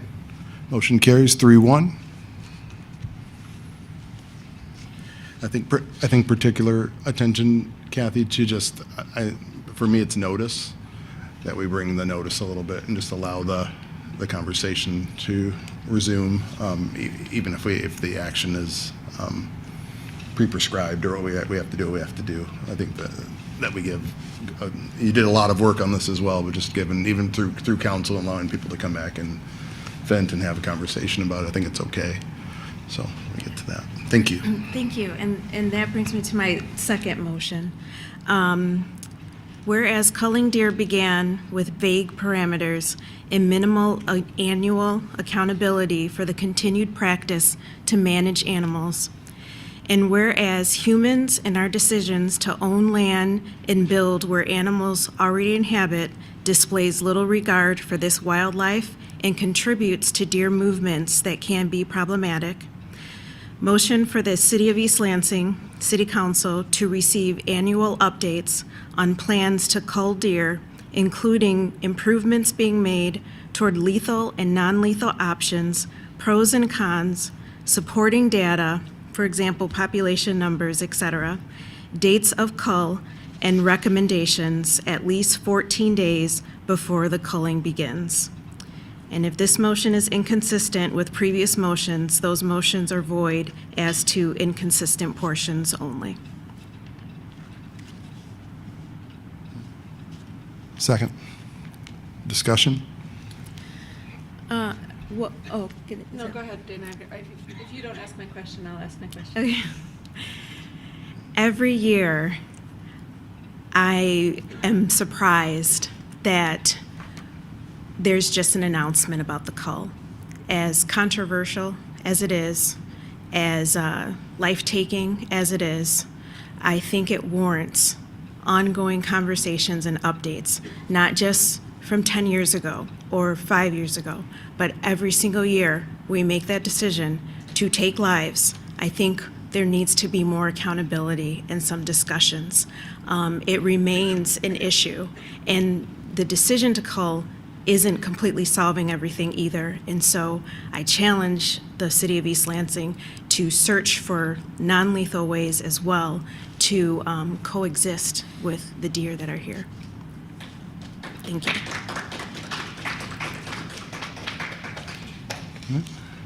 Further discussion? I just have one question about the process, which is I know that there's some preparation that goes into preparing these sites. Is 14 days sufficient notice? What I'm kind of trying to get at is if we come to a year where the data says we've reached capacity, people are fine with it, we aren't seeing 16 deer in backyards anymore, and maybe we're going to hold off this year. Is 14 days within that window? Have they started to prepare the sites? Would a longer notice period be better? So I have a couple questions. Would it be 14 days before the city manager announces the closure of the parks? Because that's not the only announcement that we do. We do a news release, and we do letters that go out to all the residents who are adjacent to parks. So there's other notification that goes out. And there is baiting that takes place within a certain amount of time. So I would have to check on that. It sounds slightly close to when we would need to, Yeah. but I think we It's could work phrased that as out. at least, so it doesn't mean within that 14 days. Right. I guess I'm thinking back. I was the decision to do the first call was one of the first meetings that I was part of when I was newly elected. So, trial by fire. It was very emotional, obviously, on both sides of the bench. I think one of the things I think Mr. Bacon kind of touched on this is a discussion where there's good faith on both sides. I think everyone has got honorable goals here. There's no evil intent. There's, difference of opinion, definitely. But the health of the deer population is one of the concerns, and the safety of the community and vehicle collisions is one of the concerns, and those are very valid. So I think, having a discussion, although it is emotional, giving people the opportunity to express those opinions is important. I think what we did in that case is we had that discussion well before the season because we had to do it as part of the budget. I think we had to, I'm looking to Mr. Lahanas to confirm this. So it was months before we actually had the call in place. And I'm wondering if that would make it slightly less of an emotional discussion if it wasn't right upon us. I'm not sure that it would. I'm not sure that we can have this discussion in any way that's not going to bring up strong emotions on both sides. But I think the motion as written is fine, but I think as a council, we might want to consider having our updates kind of in between calls as opposed to right on top of one. Last time we had a discussion in June, so it seems like sometime in the summer would be a good time. You've coming off the call and you're the time before preparation for it. So perhaps that conversation in June or July would be a good. Yeah, and I guess the other conversation of that too is when is the data going to be in a state that has the most meaning to us, what we can look at? When is the best time to review that trail cam data? I would say at this exact moment, I've mostly just been rushing to get this Yeah, done, so yeah. I'm not sure that I can give you a exact, but we had shot for by at least end of February or so. Okay. But then it takes you quite a while to get that into a presentable state to analyze it. So, I guess my question to Dana is if we end up doing our discussion when the data is prepared, if that's because it's going to be the data from the year before, which is not going to reflect we're never going to be able to say this cull on this year because it just doesn't line up. So if we're committed to being data driven, which I think is a good intent here, to kind of also know when it's good for us to stop, it might not be right at the time that it's expected, but if we can have it when there's a meaningful thing to add to the conversation. I've run out of words, sorry. Yeah. Do you want to make a friendly amendment to the supporting data line? And just say, I think it's fine as written. I think we just as a council need to keep an eye on when. I think it's fine as written, at least 14 days before. But I'm thinking it might be like 4 months before, right? Mm-hmm. So.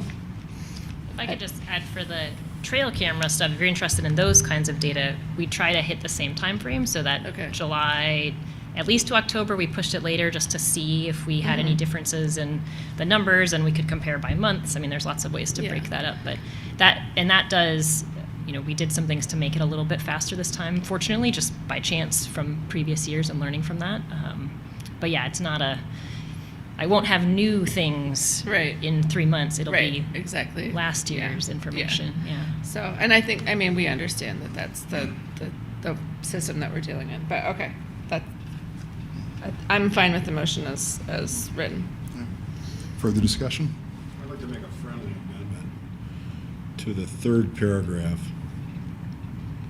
and that we add in the supporting data the deer auto collisions within the city limits of the city of East Lansing in the previous 12 months.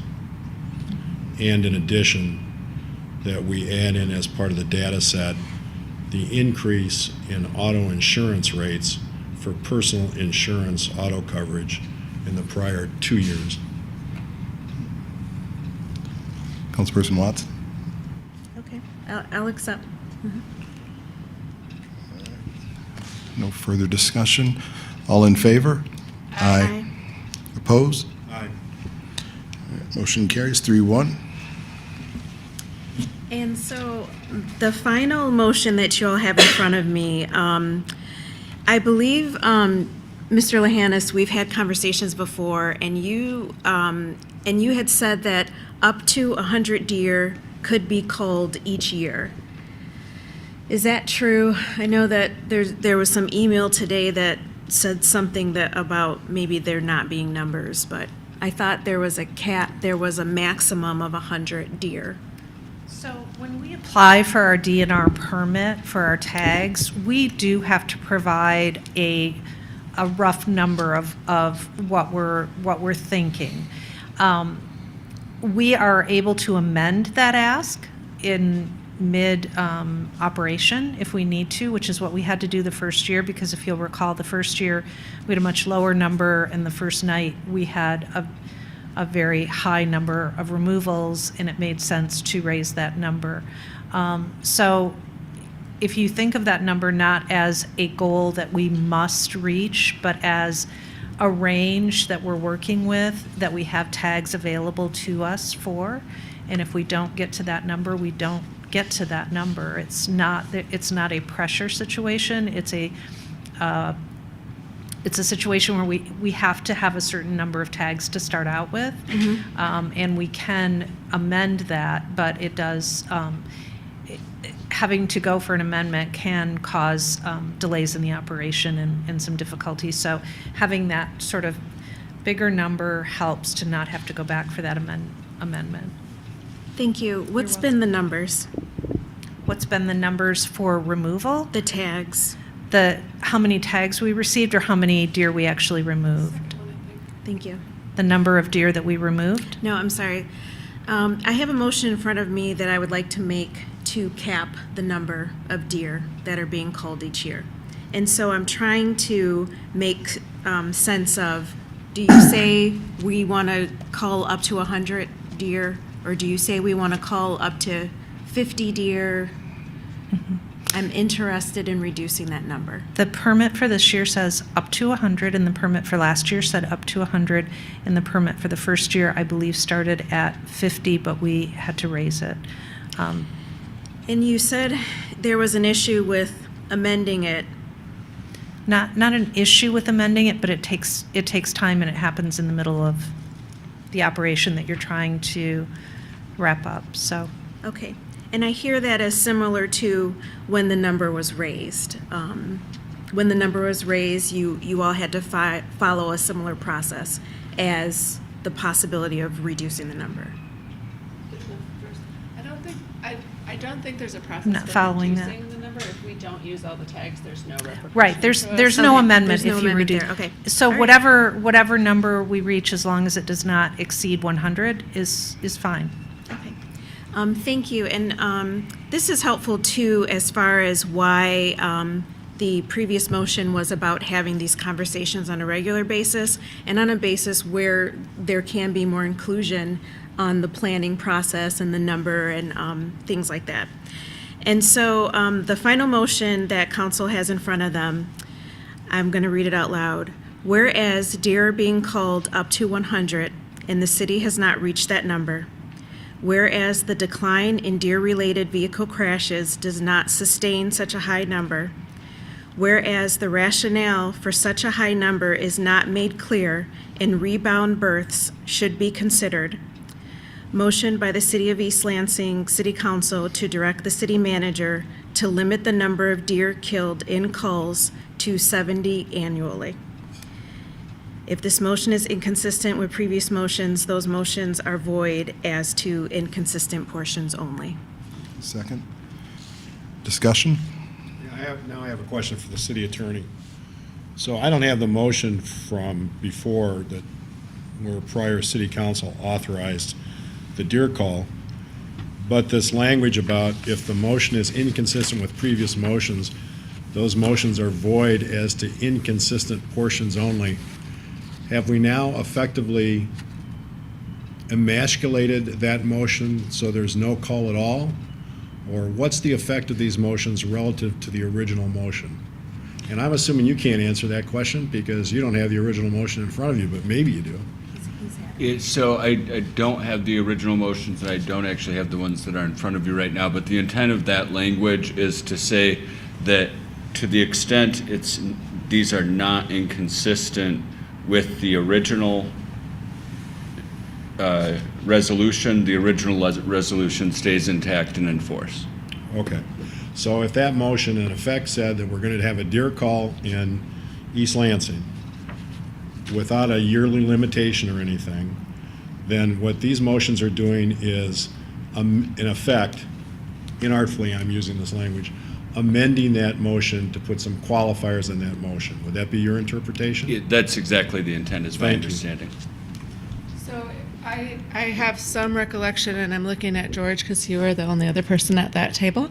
I believe that the motion as passed actually did not reference a cull at all. It referenced a deer management system because it was the intention of the council at that time to not rely solely on the cull as the deer management policy in the city.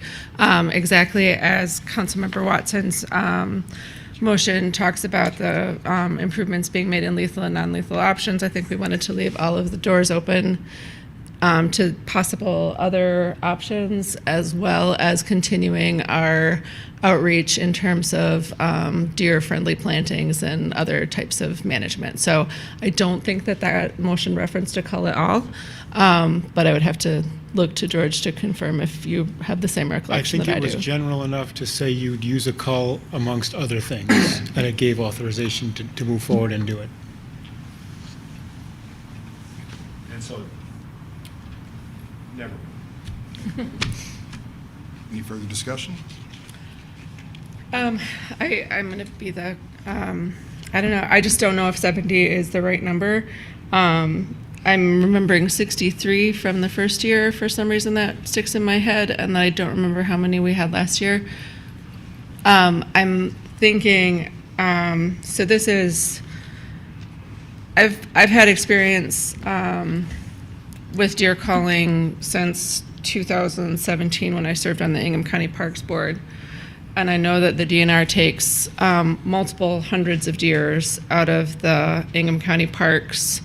I also know that Meridian Township is culling 300 a year and then just added another wing to their cull policy where they have in-neighborhood culling that I believe is being done by their police officers.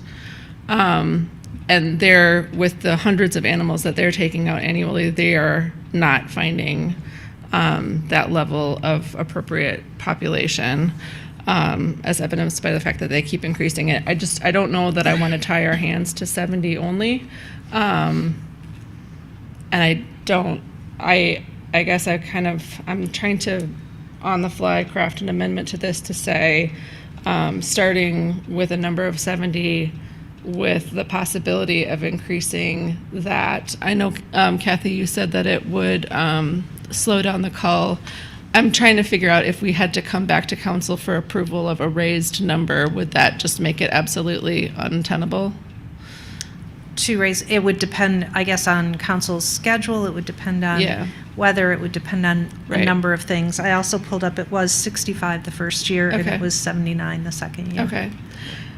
If we say 80, Dana, is that within the spirit of your amendment? It's closer to what we did the second year, and it's just slightly more. I don't know. So I guess I'm offering that as a friendly amendment if you will accept it, Councilmember Watson. Let me jump in. Just real quick.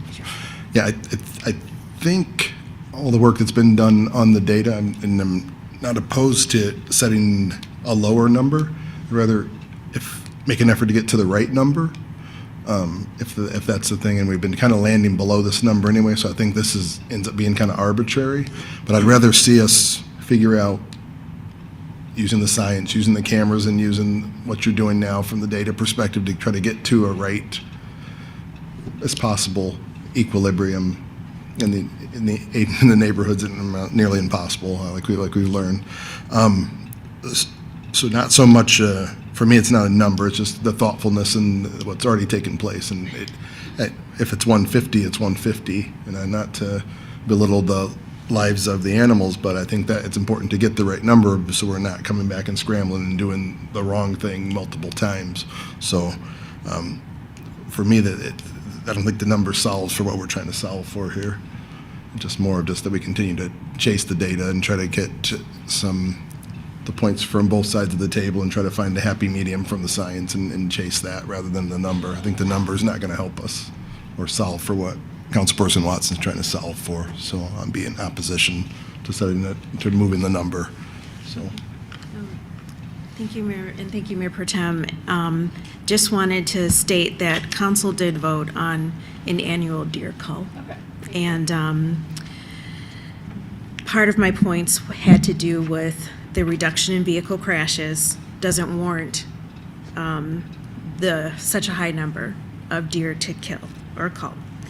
And the other part was the discussion around rebound birthing. And so if we keep it at a high number, we increase that possibility. And the other interest that wasn't in my motion, but just is it necessary? Is it necessary to kill deer at such high numbers? And so I'll accept the friendly amendment because I think I'll accept the friendly amendment up to 80 annually, and I'm okay with us going to vote. Any further discussion? Hearing none. All in favor? Aye. Opposed? Aye. Motion fails 2-2.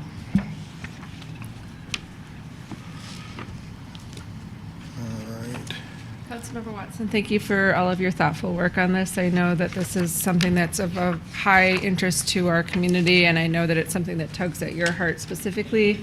And so I really appreciate the time and effort that you've put in here. Thank you. Thank you. Thanks, everyone. Thanks. Thank you guys so much. Mayor, Thank can you. I ask if it's appropriate, maybe I need to make a motion? Can we switch the agenda around in the interest of the audience so that Oh, yes. the Yes. sanctuary city resolution is taken up next? Yes, do it. City Attorney, do I need to make a motion to amend? That'd be a motion. I to move that we amend, amend the business agenda so that 6.3 becomes 6.2 and 6.2 becomes 6.3. Second. Discussion? All in favor? Aye. Motion carries. I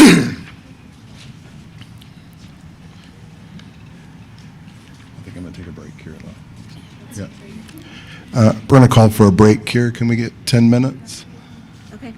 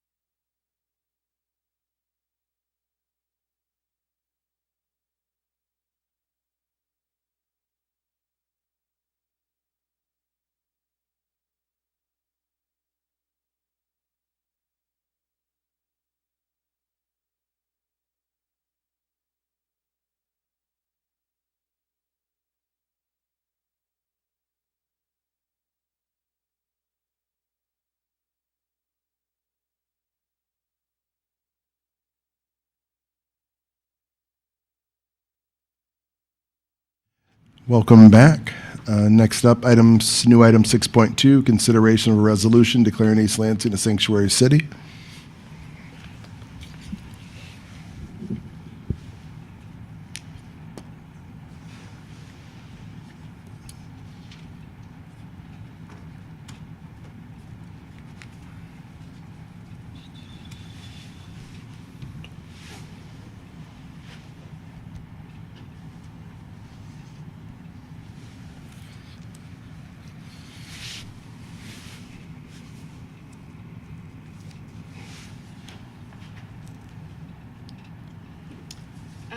If it's all right with the rest of council, I'd like to just read the whereas clauses of this, not the final further be it resolved, but I think there was a good amount of work that was done on this with our HRC, and I kind of just want to read this out to the community before we vote on it. So this is a resolution declaring the city of East Lansing a sanctuary city. Whereas there are an estimated 109,000 undocumented immigrants in the state of Michigan, and whereas undocumented immigrants come from a wide range of diverse backgrounds, from different races, religions, sexual orientations, genders, national origins, and disabilities, undocumented residents have unique identities and therefore should all be given the freedom and agency to reside in the city of East Lansing.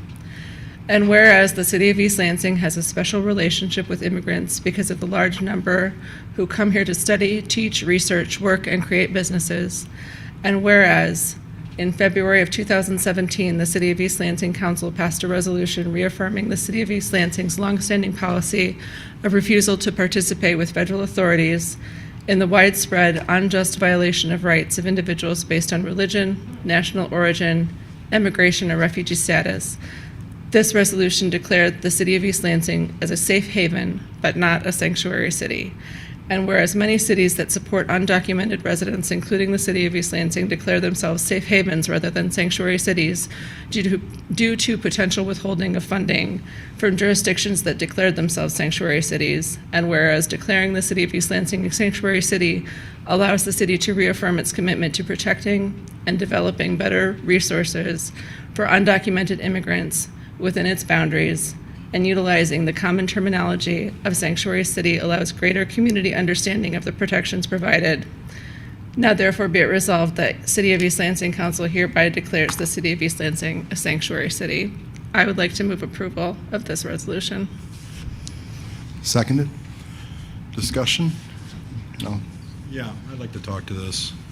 I'm going to vote against this, and I want to say some things about it. And I have two prefatory comments.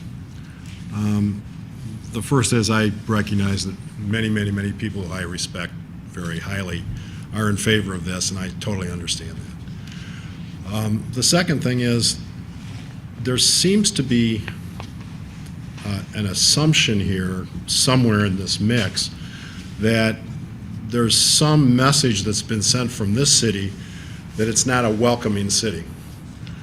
And I just don't accept that. I mean, this city has been a welcoming city for people from across the oceans in South America as long as Michigan State University's been here. Huge foreign student population, huge foreign faculty, doctoral students for years and years and years and years. International agriculture, college, university. We don't know half the story about all the things that were developed through Michigan State University overseas and the partnerships that then resulted in students coming from Nigeria, Vietnam, Thailand, Formosa at that time, Japan, Korea, Pakistan, India, East Pakistan when it existed. So and I recognize that part of the pressure for this has been students at MSU going to the Human Relations Commission, and I get that, and I'm going to speak to that in a second. But so the reality is, if you look at this resolution, at least one of the things here, it says in the, let's see, 1, 2, 3, 4, 5, 6th paragraph, at the end, it says, utilizing the common terminology of sanctuary city allows greater community understanding of the protections provided. Well, I think this community already understands that. So those are my prefatory comments. If you look at the fourth paragraph here, we talk about that we already passed a resolution in 2017 making this a safe haven. Now, maybe I'm wrong, maybe somebody can point it out to me, but I look at the actual operative provisions of this resolution compared to the 2017 resolution. As far as I can tell, in terms of the directives to our law enforcement agencies, they're exactly the same. We haven't cooperated with immigration authorities since 2017. I suspect we didn't cooperate with them before that. And frankly, at this point in time, our police have so many other things to do that they have to worry about. I don't think if we told them to enforce those things, they'd really pay much attention to it because it's a pretty low priority. So we're already a safe haven. All of these protections, implementations, whatever you want to call it, are already in place. Now, my second point is political. I think sometimes doing nothing is smarter politically than doing something. And so we're all cognizant of what happened under the last administration. I get that. And the reality is, since we already have these protections, I don't see any need to do something in addition to put a label on us or on this, which frankly has grown like topsy. Somehow it's been placed on it, and frankly, it's been used by what I consider to be the opposition. I'm not talking about the loyal opposition, but it's been used by the opposition, and it's their Twitter phrase. It ain't mine. It ain't mine. So I don't accept that dialectic. I realize a lot of people do. I understand why they do. So I think, changing the terminology doesn't do a lot for us. And if anything, given the turmoil in these times, I think the reality is we're better off staying exactly at the level we're doing things. And of course, my point initially was, if we do this, we're not changing the level anyway. The third thing is, I got a calendar tonight, and our seal says, City of East Lansing, Michigan, home of Michigan State University. Well, funny thing about this stuff, and I have great respect for Michigan State University, and as I understand the situation, the Human Relations Commission was responding to students at MSU, and they've talked to us tonight, they talked to us other times, and the reality is, I've not heard anything from Michigan State University about making it a sanctuary university. And with all due respect to Michigan State University, I predict that'll never happen. And so to truly make this a, quote, sanctuary thing, for instance, I don't know what the instructions are to the MSU Department of Public Safety on these issues. I know what our instructions as a result of 2017 are to our police, but I have no idea what the status of things is at Michigan State University in terms of, quote, enforcement of immigration policies. The fourth thing is, I kind of feel like if you invite somebody into your house, you ought to have the resources to feed and clothe them and house them. And I don't think this thing is going to change a whole lot in terms of who's here or who's not here. I think our churches, I've talked to my minister, I know what Kit says, I've talked to my Catholic priest friend.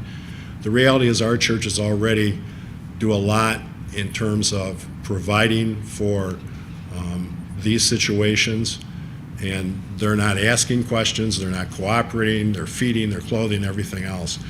But the reality is, if we were faced with an influx of individuals who might fit this category, I think we would then morally have a responsibility to take care of them. And I don't particularly think right now, I think one of these gentlemen from MSU was talking about our moral responsibility. Well, I think one of the moral responsibilities here is making sure that we can feed, clothe, and provide for people like this if in fact they come here. I mean, that's part of the problem in the southern border right now. You know, so it makes me nervous to think, I mean, if what people are saying is correct and somehow this is going to end up with a more favorable environment in East Lansing for what I'm going to probably improperly term as illegal or questionable immigrants to be here, the reality is we don't have the resources to take care of them. And I would feel pretty bad about that. And then finally, look, I'm a Democrat. We lived through 4 years of hell. And it's not perfect now, but I'm satisfied we have a federal administration that's attempting to take care of these things. And I guess at some level, I've observed in East Lansing for 40 years now, you know, we can say all the things we want to, but these are problems that need to be solved, have to be solved, this one on a federal basis. And so I think it's nice to do this. It makes a lot of people feel good, I guess. But I just think that we're already where we want to be. And so I'm going to vote against this because I'm satisfied that we're in exactly the status we should be. We're a welcoming city, and folks that fit these categories are as welcome here as they are any place else in the United States. Thank you. I'll speak next. I've moved broadly on this issue, and it's an interesting issue. I think first we have to give it context. Look, we just had a heart-to-heart conversation about how we're going to treat deer in the city of East Lansing. Let's juxtapose those two positions there, and that shows the heart of East Lansing and kind of who we are in how we treat things. I think secondly, everyone kind of has to do this. You have to kind of put your bias to the side, and if you want to do a kind of mental exercise, just assign the race or nationality when you're watching the news to who you assume this group of immigrants is going to be. I can tell you, with the nature of climate change and everything else that's happening, and you may be assuming it's one group that you're voting on or deciding that you're going to support. But I think if we're looking at Michigan as where it stands in the nation, and if we're looking at East Lansing as with the amount of resources and things, we're going to be a sanctuary to a lot of people who aren't necessarily from other countries. So I think the call really is to be prepared, kind of as a region and as a city. Councilperson Brookover makes a great point. The amount of resources, I think they're insufficient. And I talked to HRC about that, and I'd talk to the ASMSU and anyone else it's a wonderful thing you're throwing out here, but it's actually a call to work. If you're just throwing this out as some action or an invite and it feels good and they're like, all right, we feel good about this. This is the people movement is going to be the crisis of your time. It'll outlast. I'll be gone while you're still dealing with it. For the young people who push on this, you're actually opening a Pandora's box in a good way, but be prepared for what that means.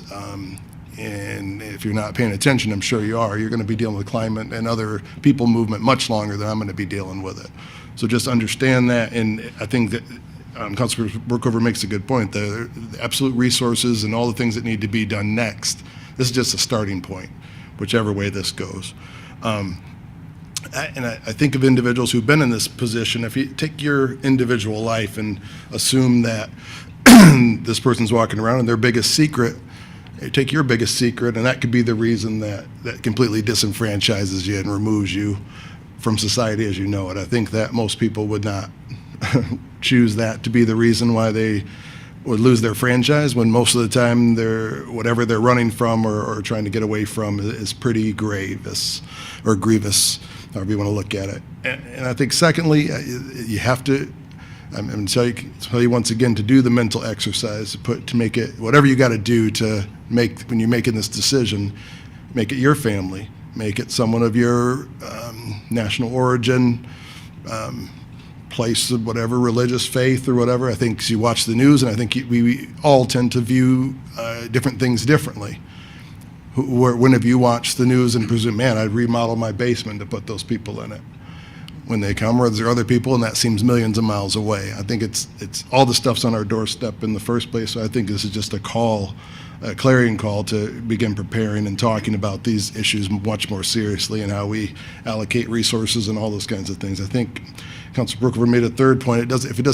I'm not much for symbolism, but I am for calls to action. I consider this a call to action. If it's a symbol, and basically what he's saying is doesn't change much for law enforcement, for the city, or how any of those actions and what we have to lose. I think it's a time to delineate. I don't want to have to ask you 20 questions. I think that's what we've really found out in America. You got to know where people stand on different issues. I don't have time. I can't guess by some of your positions and then find out later where you stand. And we're at the point of very intractable issues in America, and I got to know where you stand. And I'm okay letting people know where I stand on certain things. It's just we're past the friendly stuff here. But I will just say I've moved on this resolution pretty far, because I thought it was just kind of a playful thing. But I will call my young people and everyone else in our HRC and our D&I department and in the city of East Lansing to begin to prepare anyway, because you're going to need to be prepared. If you're watching the tea leaves, Michigan is a sanctuary. It's going to be a sanctuary to a lot of cities, and we should be preparing in the first place.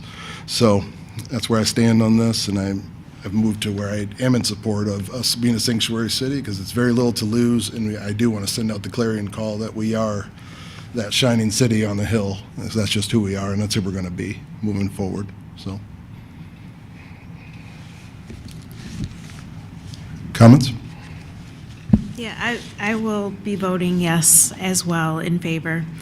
Something that came to mind, all the great comments that were made, and the encouragement and the ongoing conversations that we've been having about this is chronic stress for individuals when they are living with looking over their shoulders, wondering if this or that is going to happen, and being able to be an example of a city where possibly people can take that off their shoulders feels right, and it feels good. And so I love our efforts towards a sense of belonging in our words, in our actions, and I see this as amplifying that we are a welcoming city to declaring our sanctuary city status.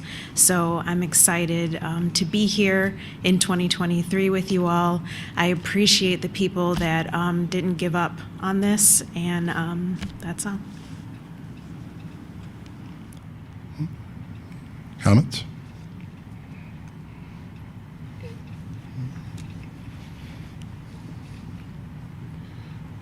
Let's try. Did we move or second this? I think I moved it when I read it, and I don't think I've got a second. Oh, I'll second.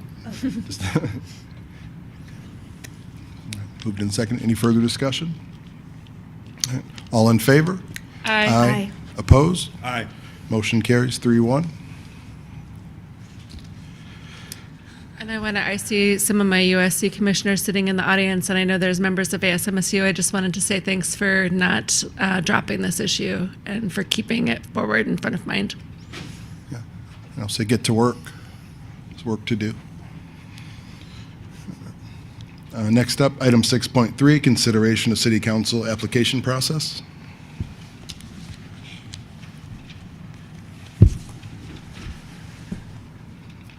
I think I physically missed the first time you guys discussed this. If you hadn't made some preliminary thing, I was trying to look back on That's it. right. Well, we kind of talked about, hang on a second, my PDF just jumped on me here. We just talked about setting the application deadline. Really, I don't think we talked too much about process. I've been through this before, so I can kind of summarize, I guess, how we've done it. This will be my third council appointment in my 3 years of serving on this body. So I think the first time we had 2 vacant seats and a similar term to what we've got now, most of a term. This seat will be up for election in November, and our mayor at the time, Mayor Stevens, felt very strongly that he wanted to interview every single candidate, which was, I think, a little bit easier at the time because we were on Zoom, and so it was a little bit easier to convene and broadcast public meetings at that time. The second time that we did it, we had a vacancy that was only for 3 months and kind of a stated preference from the council bench that we wanted somebody with some council experience, and ended up appointing a former council member, Councilmember Dreheim, who joined us for 3 months. And then, of course, we've done some city attorney interviews as well in that time. I guess I can state my kind of preference, I guess, and then other people can say maybe what they want. I think what worked pretty well with the attorney process was having everybody state their kind of top 3 or 4 preferences, and then there was a lot of overlap there, and then I think we actually ended up interviewing everybody that had been stated by any council member, and I think it came up to 6 candidates, which was fairly manageable.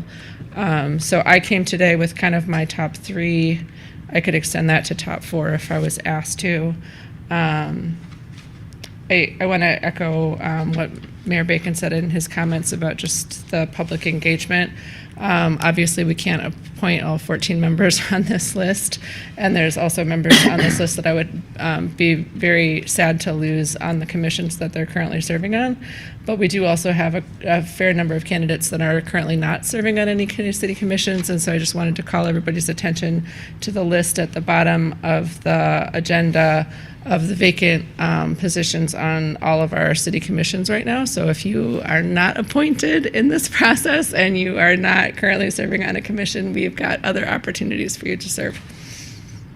Well, but before you, I didn't mean to interrupt you, but before we get into any naming or doing any of that part of it, I do want to, with all honesty, you could make multiple councils from this list easily. Well, you could make up any commission, multiple councils, in the level of education, talent, various occupations, and everything on this list are just incredible. And, it's just what happens here in East Lansing. So I just want to thank you again. I said that in my early comments, but I didn't want it to be skipped over. And definitely anyone who's considering this process, don't be deterred by anything that occurs at this point here. Obviously, with Jesse's and Aaron's process previously, it was 23 people in there. We had 14 or 16 with 14 eligible. So just continue to chip away at it. I know I've talked to many members who are interested in council in other areas, and you are doing the right things and participating in boards and commissions and building that acumen. Just keep doing it regardless of what occurs with this. So just please keep participating and being civic-minded for us here. It helps us so much. So thank you so much. Yeah, and just per Jesse's conversation, if it could be agreeable, I think a top 3 would be a good number. If we fall on the same top 3, then we invite them to the interview process, and I think we were landing on Saturday the 14th, doing 30-minute interviews at that time for the top 3. If there's outliers or people that are outside of, that don't exist on everyone's top 3, we can add additional. We'll give everyone consideration if they have a strong affinity for an individual on their list, and we can go forward from there. I think the other thing that we need to resolve tonight is what we are going to ask those applicants. We do have some, I think we have lists of questions from previous. I think it's the previous time, and it's at the start of the agenda packet. I think there's 6 questions, and it's supposed to be 25 minutes of questions. Oh, sorry, I should be the mic. It should be 25 minutes of questions if people, and telling them in advance that they have 25 minutes to answer those questions, and I think that kind of worked out last time. Mm-hmm. I think so too. So if there was anybody that wanted to add anything or, anything, this would be the time to do that as well, I think, if we wanted to change. Oh, that's good. Is it okay to leave, City Attorney, to leave the questions until we send them out? This is a draft version. If council members look at this later and go, I don't like this question, can we still change it before we? It would need to be done by administration so that you weren't, making determinations outside of an open meeting. Okay. But yeah, it could be orchestrated by city staff. Okay. Well, let me skip ahead to that, because we did that on the city attorney things. I just want to say, the only thing I changed on those, the questions are fine, but I would give the people an opportunity to do a 3-minute, what I'd call an opening statement or presentation. Let them tell us what they want to tell us, because I think that says a lot about everything. And then ask the questions. I'm okay with all the questions we have, and I like that last question about, is there anything else you think you should tell us that we haven't covered?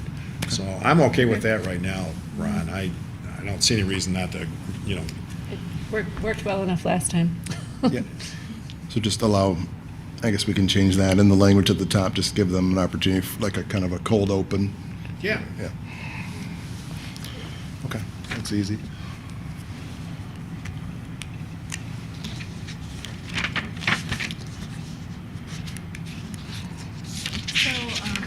Are we talking about, we're going to talk about the people that we're interested in interviewing, and are we going to land at 3? I think what we did with the city attorney was, there was a lot of crossover, but I think we ended up interviewing everyone that was mentioned as a favorite. So it ended up being more than 3 candidates, because there was not perfect crossover between every council member. So.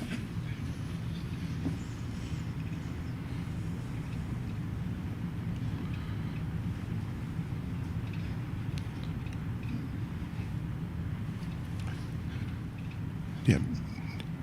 Mayor Pro Tem, did you want to lead with your selections? Or? I don't want to impose my will on council. No. If anybody had a different idea of how to do it, I would certainly want to hear that, but I can give you my top 3. Let's do it. Just in alphabetical order as they are listed here. Abigail Taikaki, Daniel Bowman, and Noel Garcia would be my 3 choices to interview.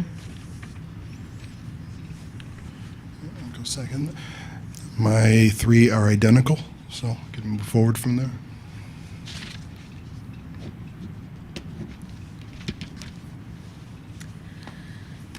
If you have 4, that's fine, Dana.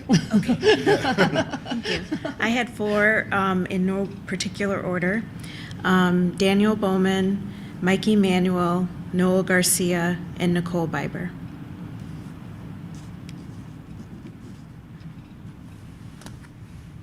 I'm okay with all those people, guys. I don't think we need to agonize about this.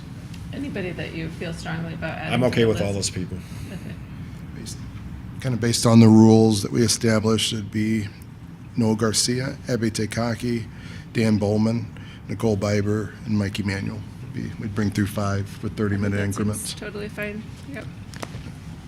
And then, so I think we straw polled the council about availability for open meeting. We said it looks like 9 o'clock on Saturday in this building, and we would post a special meeting, if that's all right with council, notify the applicants that were selected tomorrow, and then we will, do you want to have a specific order, or should we go with alphabetical by last name for order, or do you? Let's go alphabetically just to keep it impartial. Okay. Yeah. That's fine. That's it? Yep, sounds great. And Right. I think the question, just the addition of a Yep, 3-minute opportunity for the 3-minute candidate to entry. introduce Yep. themselves sounds great, Yep. and otherwise I think we're good. I move we adjourn. Second. Meeting adjourned.